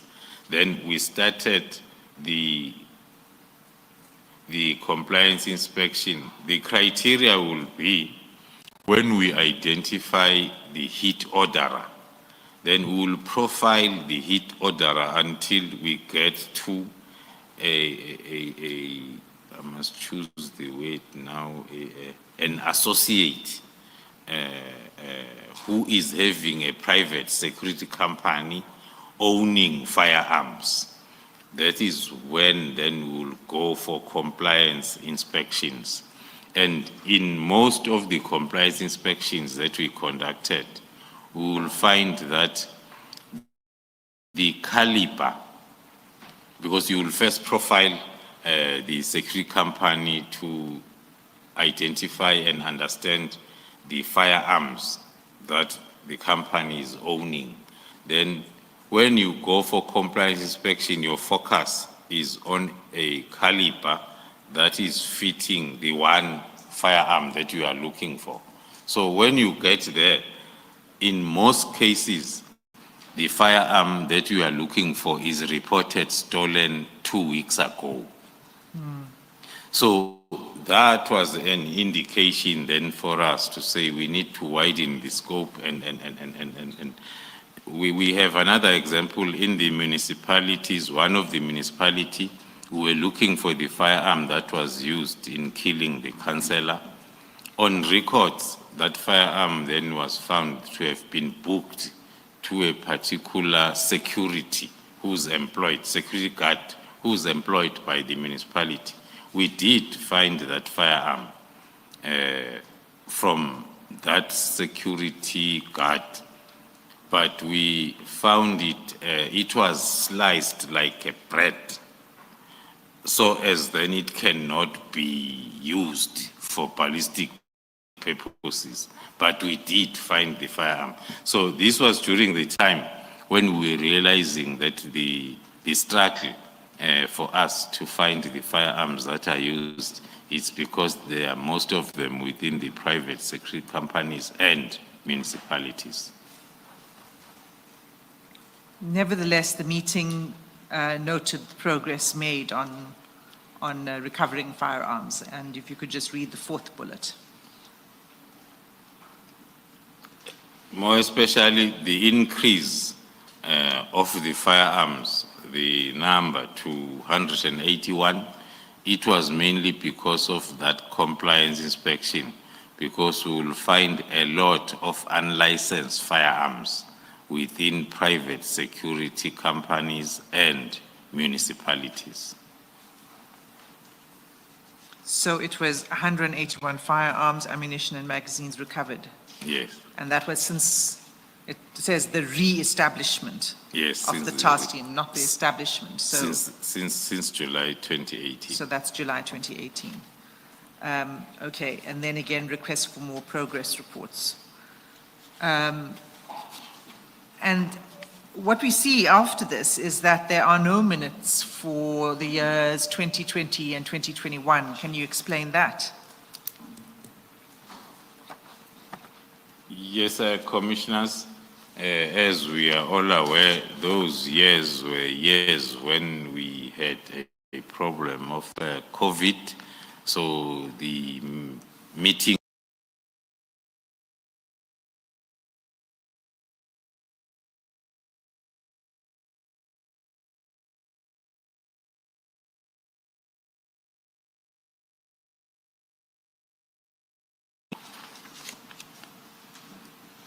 Yeah, that's correct, Commissioners. It's dated 2 February 2022. Were you present at this meeting? Yes, I was present, Commissioner. And again, we see the similar format, a very detailed briefing. And this briefing was by the Acting Provincial Commissioner again, is that right? Yes, that's correct.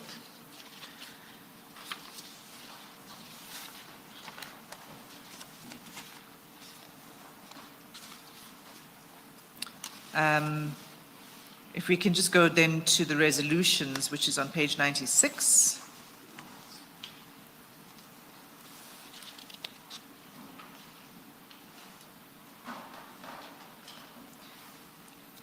There are 5 resolutions, 5 bullet points. Can you explain the first bullet point? Thank you, Commissioners. The resolutions, in most cases, the resolutions will be linked with the challenges that will be brought to the attention of the IMC by the team. So the first one that talks to the must be specialized or dedicated court for political related cases. That was during the time when we were experiencing delays at court. We had so many trial-ready cases, but now because they were competing on the court roll with other local cases, looking at the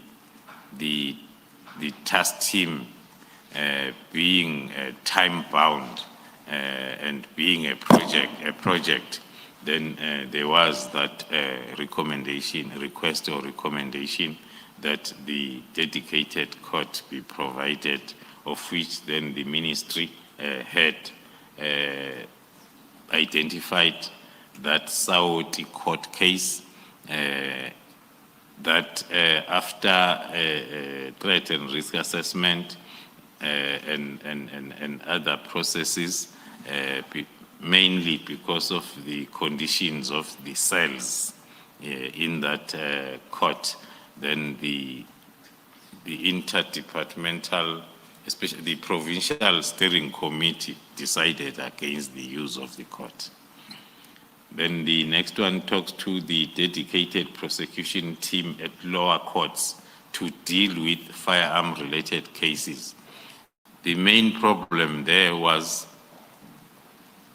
as the team will register a case of possession of unlicensed firearm, and the dedicated team of prosecutors are dealing with politically related, more especially if the firearm is not linked with the case.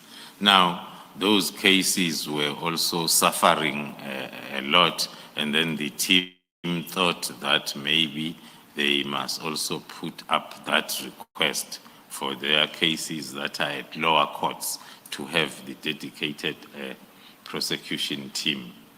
And did that happen? Unfortunately, it did not happen, Commissioners. Okay, if you can just then finish with reference to the third bullet point on these minutes.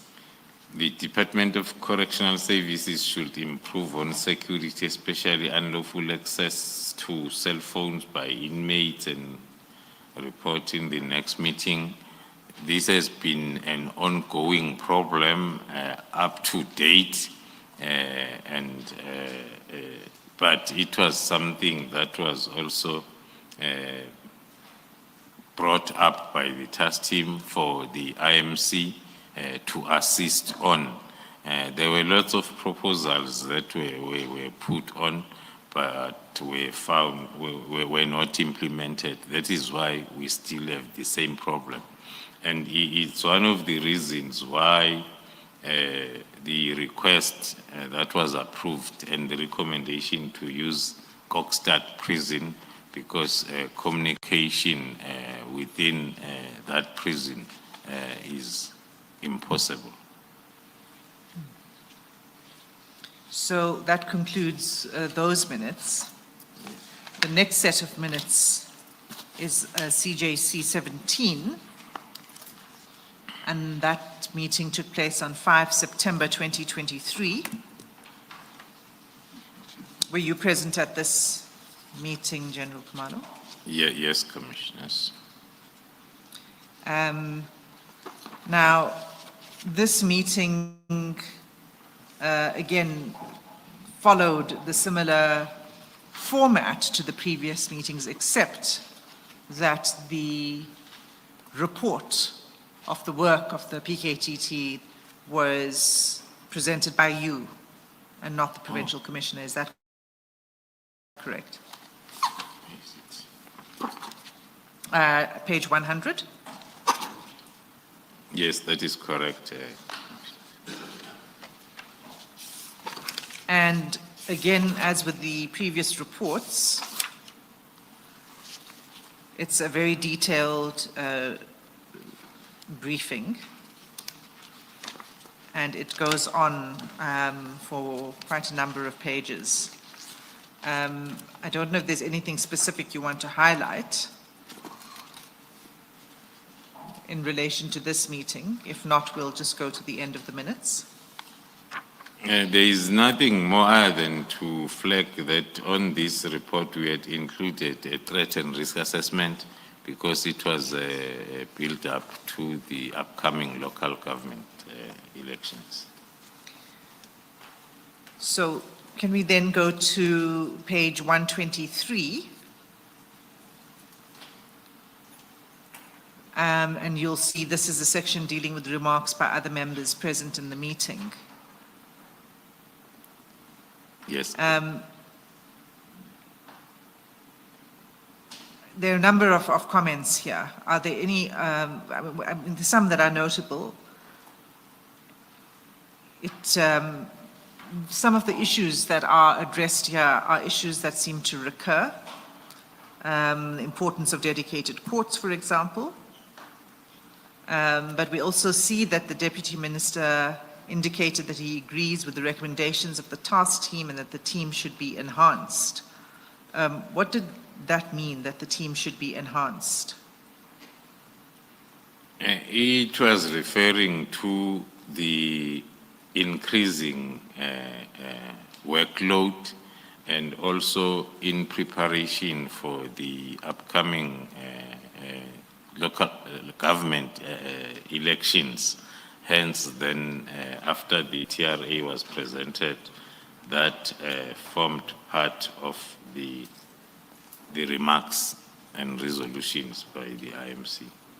Okay, so it was linked to the threat and risk assessment and then the upcoming elections, Yes. the need for enhancement. So then the next, there's a bullet that says some members have been taken back to their original station. Why is that?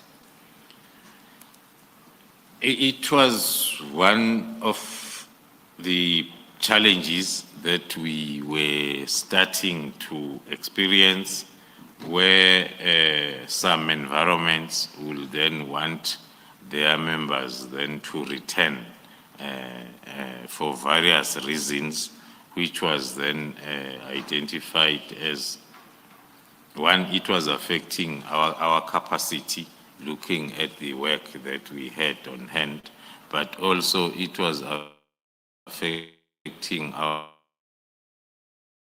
turnaround. A new person who's not familiar with the methodology, it will take some time for that person to gel in. But that was basically what we're experiencing. Maybe to add, there is a point above that talks to the minister indicating that the task team is also now involved in the investigation of Fort Hare University cases. That was after the extension of the mandate. Now, that also affected our capacity because we had to move then other team to relocate to the Eastern Cape. That was one of the reasons why then the capacity was a problem. Thank you. I note that two bullets from the bottom that the Minister Lamola commended the work of the task team. And then on the next page, page 124, we have the resolutions. And can you read out the last two bullet points? The last two bullet points of the recommendations, first one being the success of the task team should be communicated to the nation via press briefing. The second one, the task team cannot be dissolved. It must continue. And that is the end of the minutes of the meeting for September 2023. Was there any other IMC meeting after that? Maybe we don't have minutes. There were no other IMCs because this one was the last IMC towards elections. Hence, then it had also a recommendation or a threat and risk assessment and a recommendation of enhancing it, and also the decision not to dissolve it. I should think that maybe in line with the change of administration, this is the last decision taken by this IMC that it should not be dissolved, so as the next IMC, when it comes in, it continues this good work that this current IMC have seen.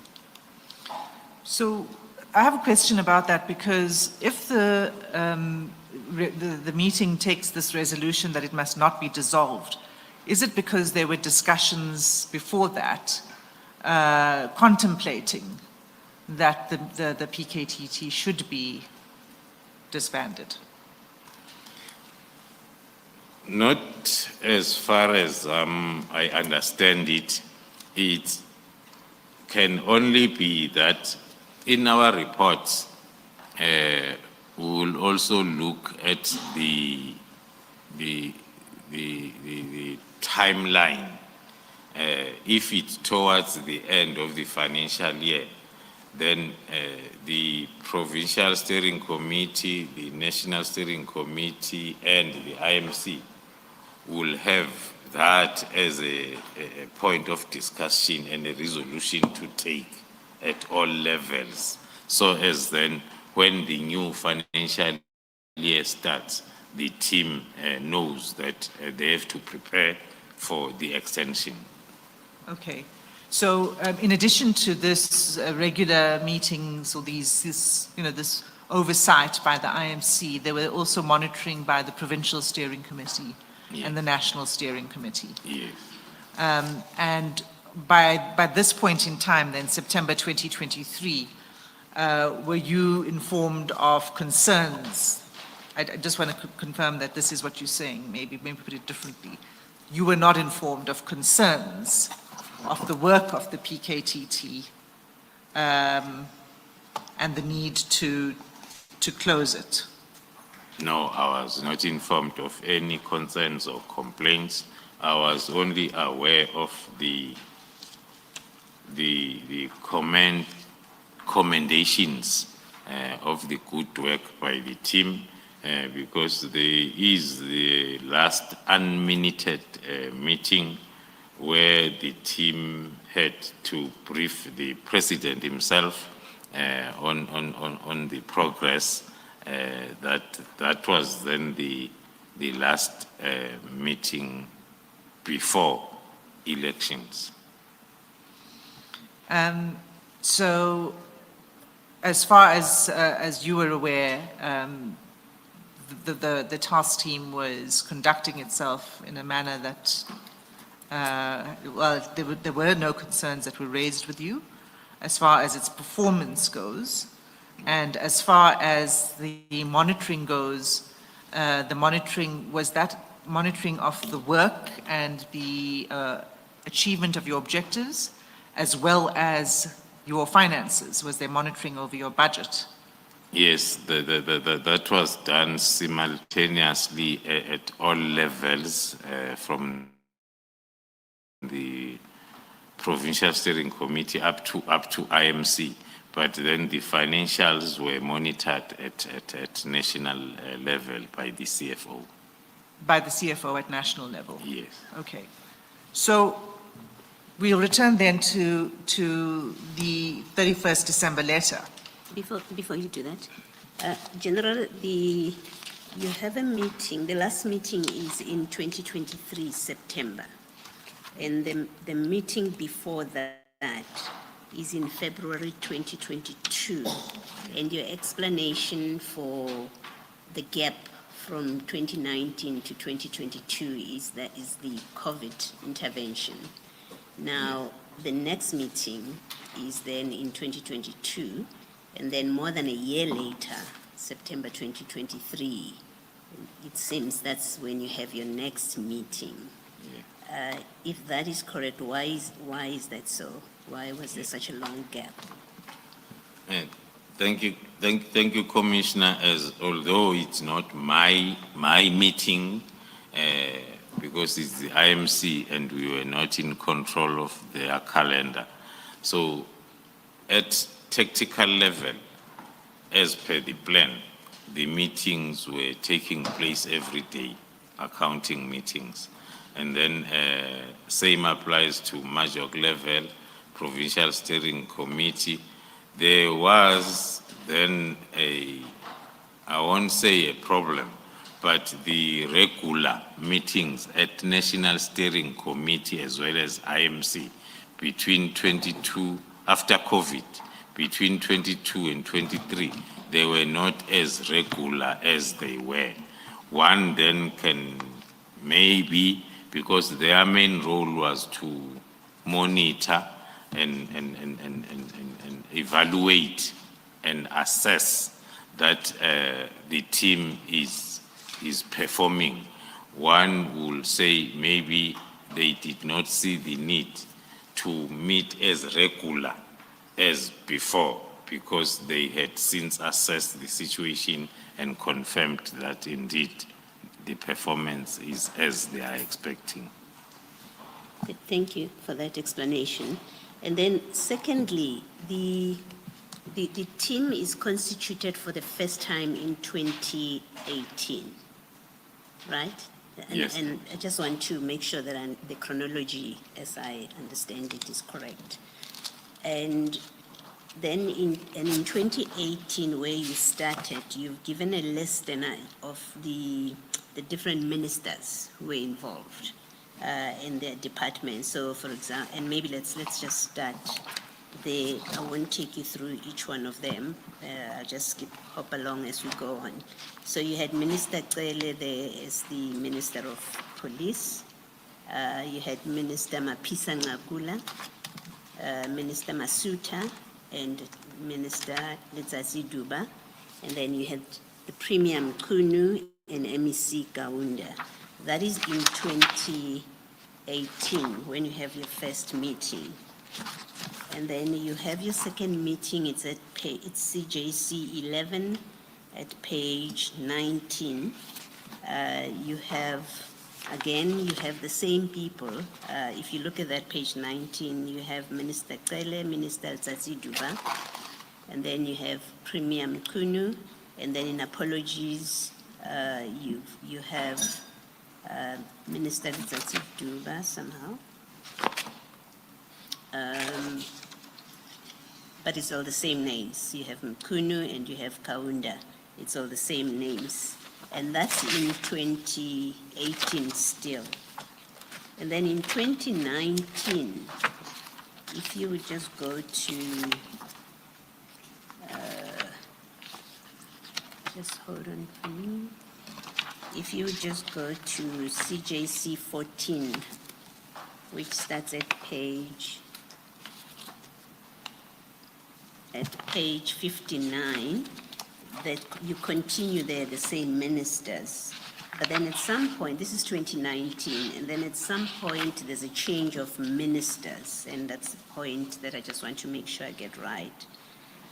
This is now in 2019, July, at page 73, CJC 15.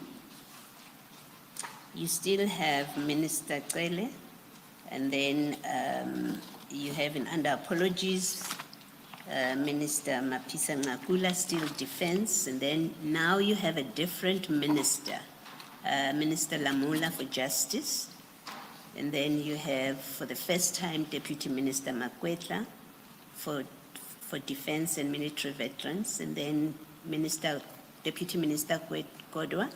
Makwetla is deputy as well. And then you have Deputy Minister Kodwa as Deputy Minister of State Security, and then MEC Kaunda. You see where I'm reading? It's at page 74. Yes. That's in 2019. I just, and perhaps Ms. Hassam can assist, I'm just trying to locate when we have elections where there's change of leadership. 20? Yes, I'm told that in 2019, that's when we had the next election. Now, National elections, yeah. yes, now we have a new minister, Lamula for justice. We have a new administration, basically. Yeah. And the ministerial committee continues to exist. Was there ever a break about it, that a new ministerial committee still has to be constituted after that election in 2019?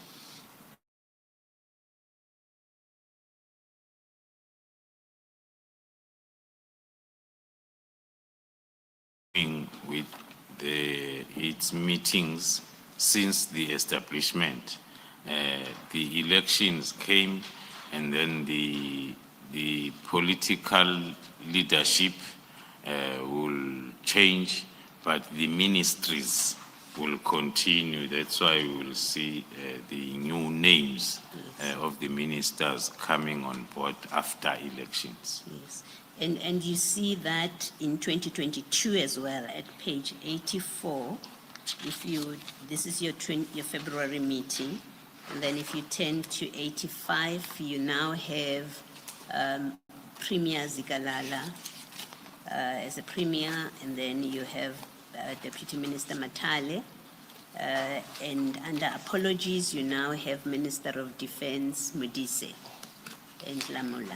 So the departments continue and ministries continue.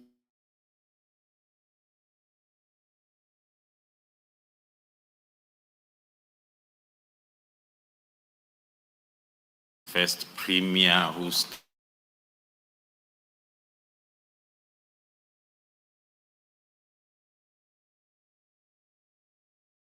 because of elections again. So the political figures will change, but the ministries Yes. will remain within the IMC. Thank you. Thank you, General. Thanks, Ms. Hassan. Thank you, Commissioners.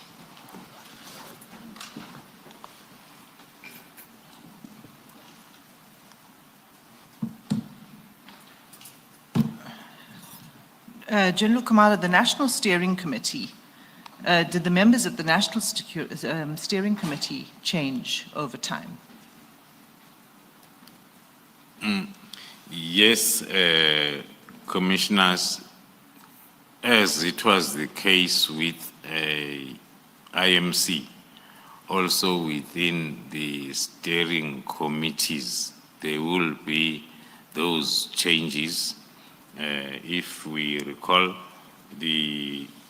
at the beginning of the task team reconfigured one 2018, the Deputy National Commissioner was General Zumane, who retired after some few years, and then Lieutenant General Msigidi was appointed the Deputy National Commissioner Crime Detection, and then she continued serving in the steering committee, National Steering Committee.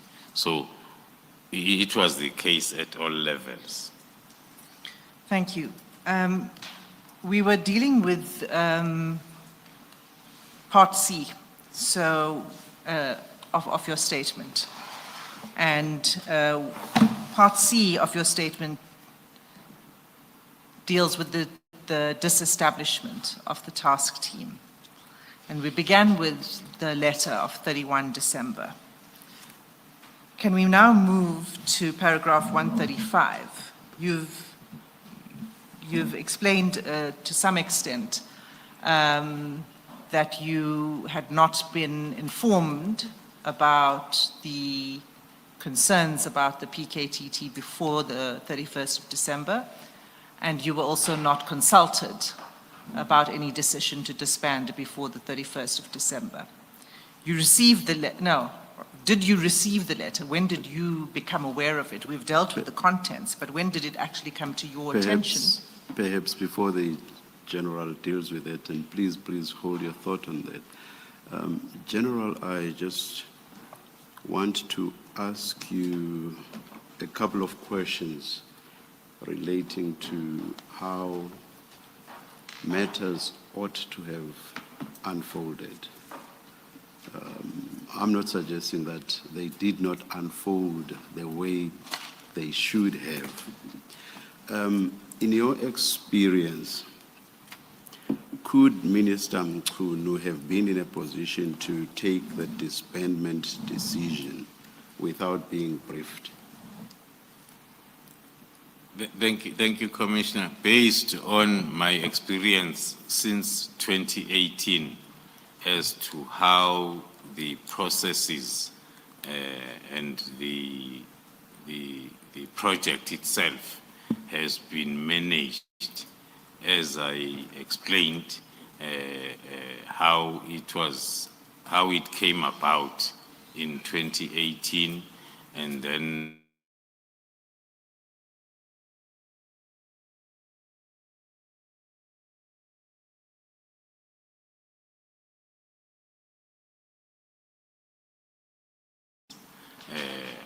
one will say, because after the last IMC of 2023 that took a decision that the task team should not be disbanded, it was also meaning that the IMC will continue overseeing even after elections. So my response will be, according to my view, it was not supposed to be like that. And again, in your experience, who ought to have briefed Minister Mchunu? There was a standing procedure of chairperson of briefing the principals.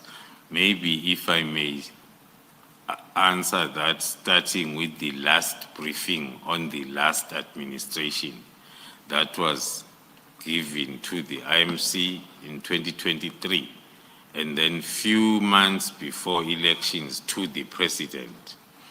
So one would have thought that with the new administration coming in, and then there will be the either reactivation or continuation of the IMC like it happened in 2019, and then we brief the new ministries the way we have been doing. But coming closer home within SAPS, because PKTT was and still one of the projects, important projects of the department now. So it was also supposed to be part of the important briefings by SAPS management to the minister. And who would those managers be? You say management. Looking at the minutes as we have been going through, that will be I'm focusing within SAPS now. Yeah, let us forget yes. for a minute about the IMC. Yes, Chairperson. Looking at the minutes, as I'm saying, all the briefings will start with myself preparing the briefing note as the project manager.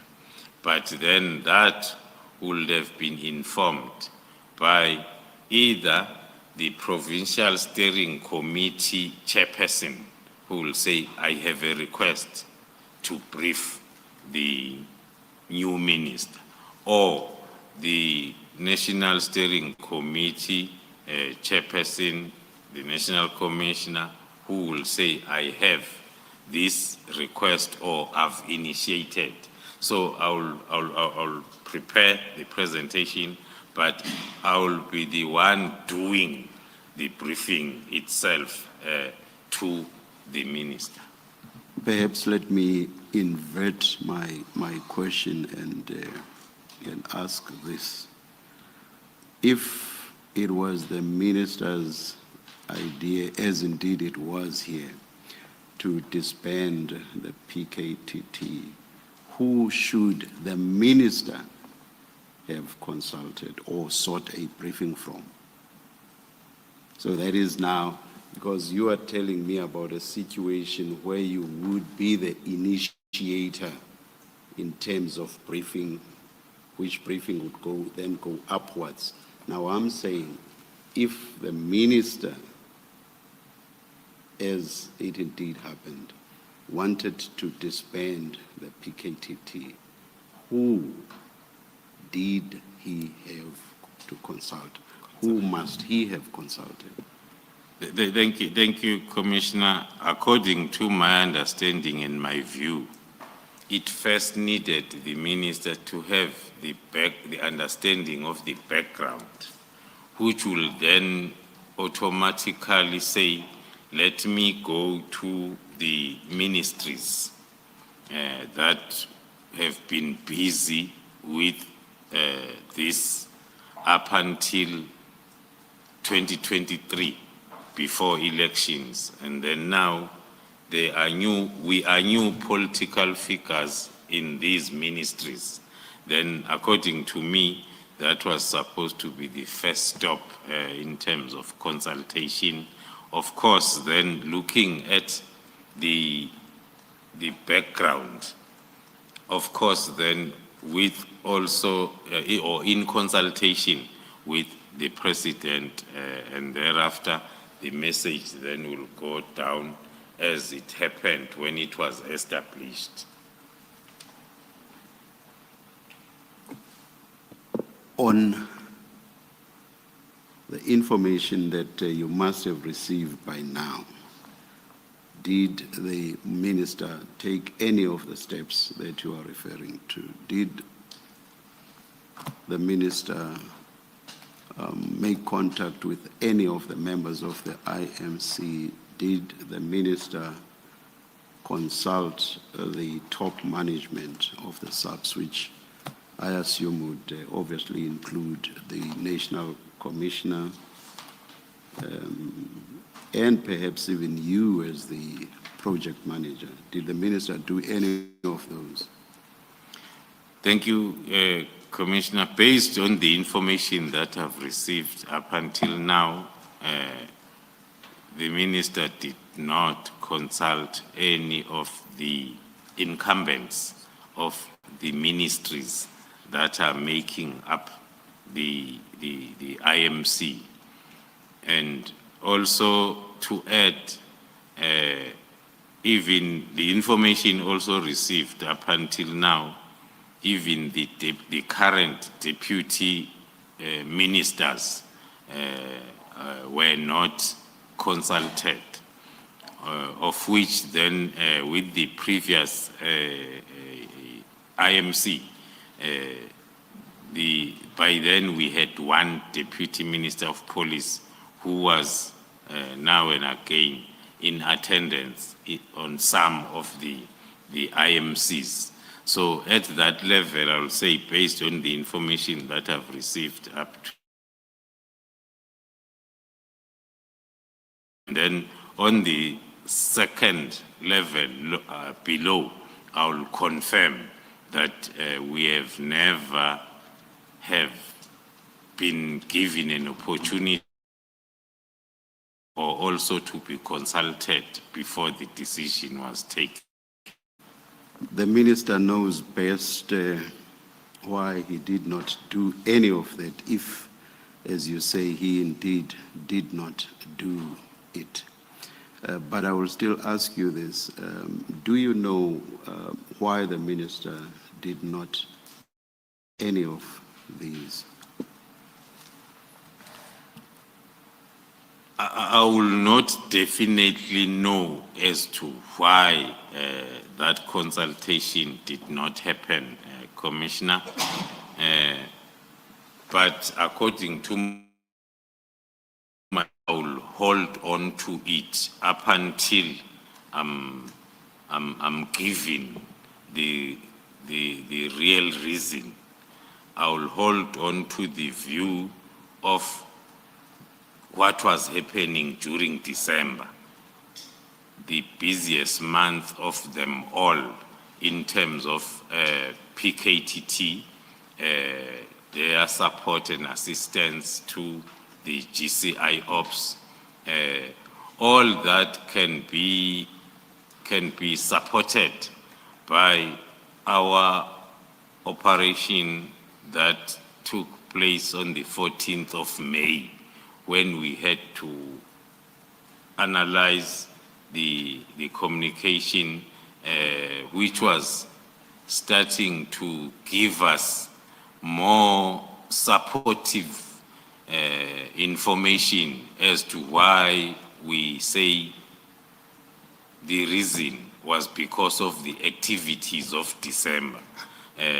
I pointed towards the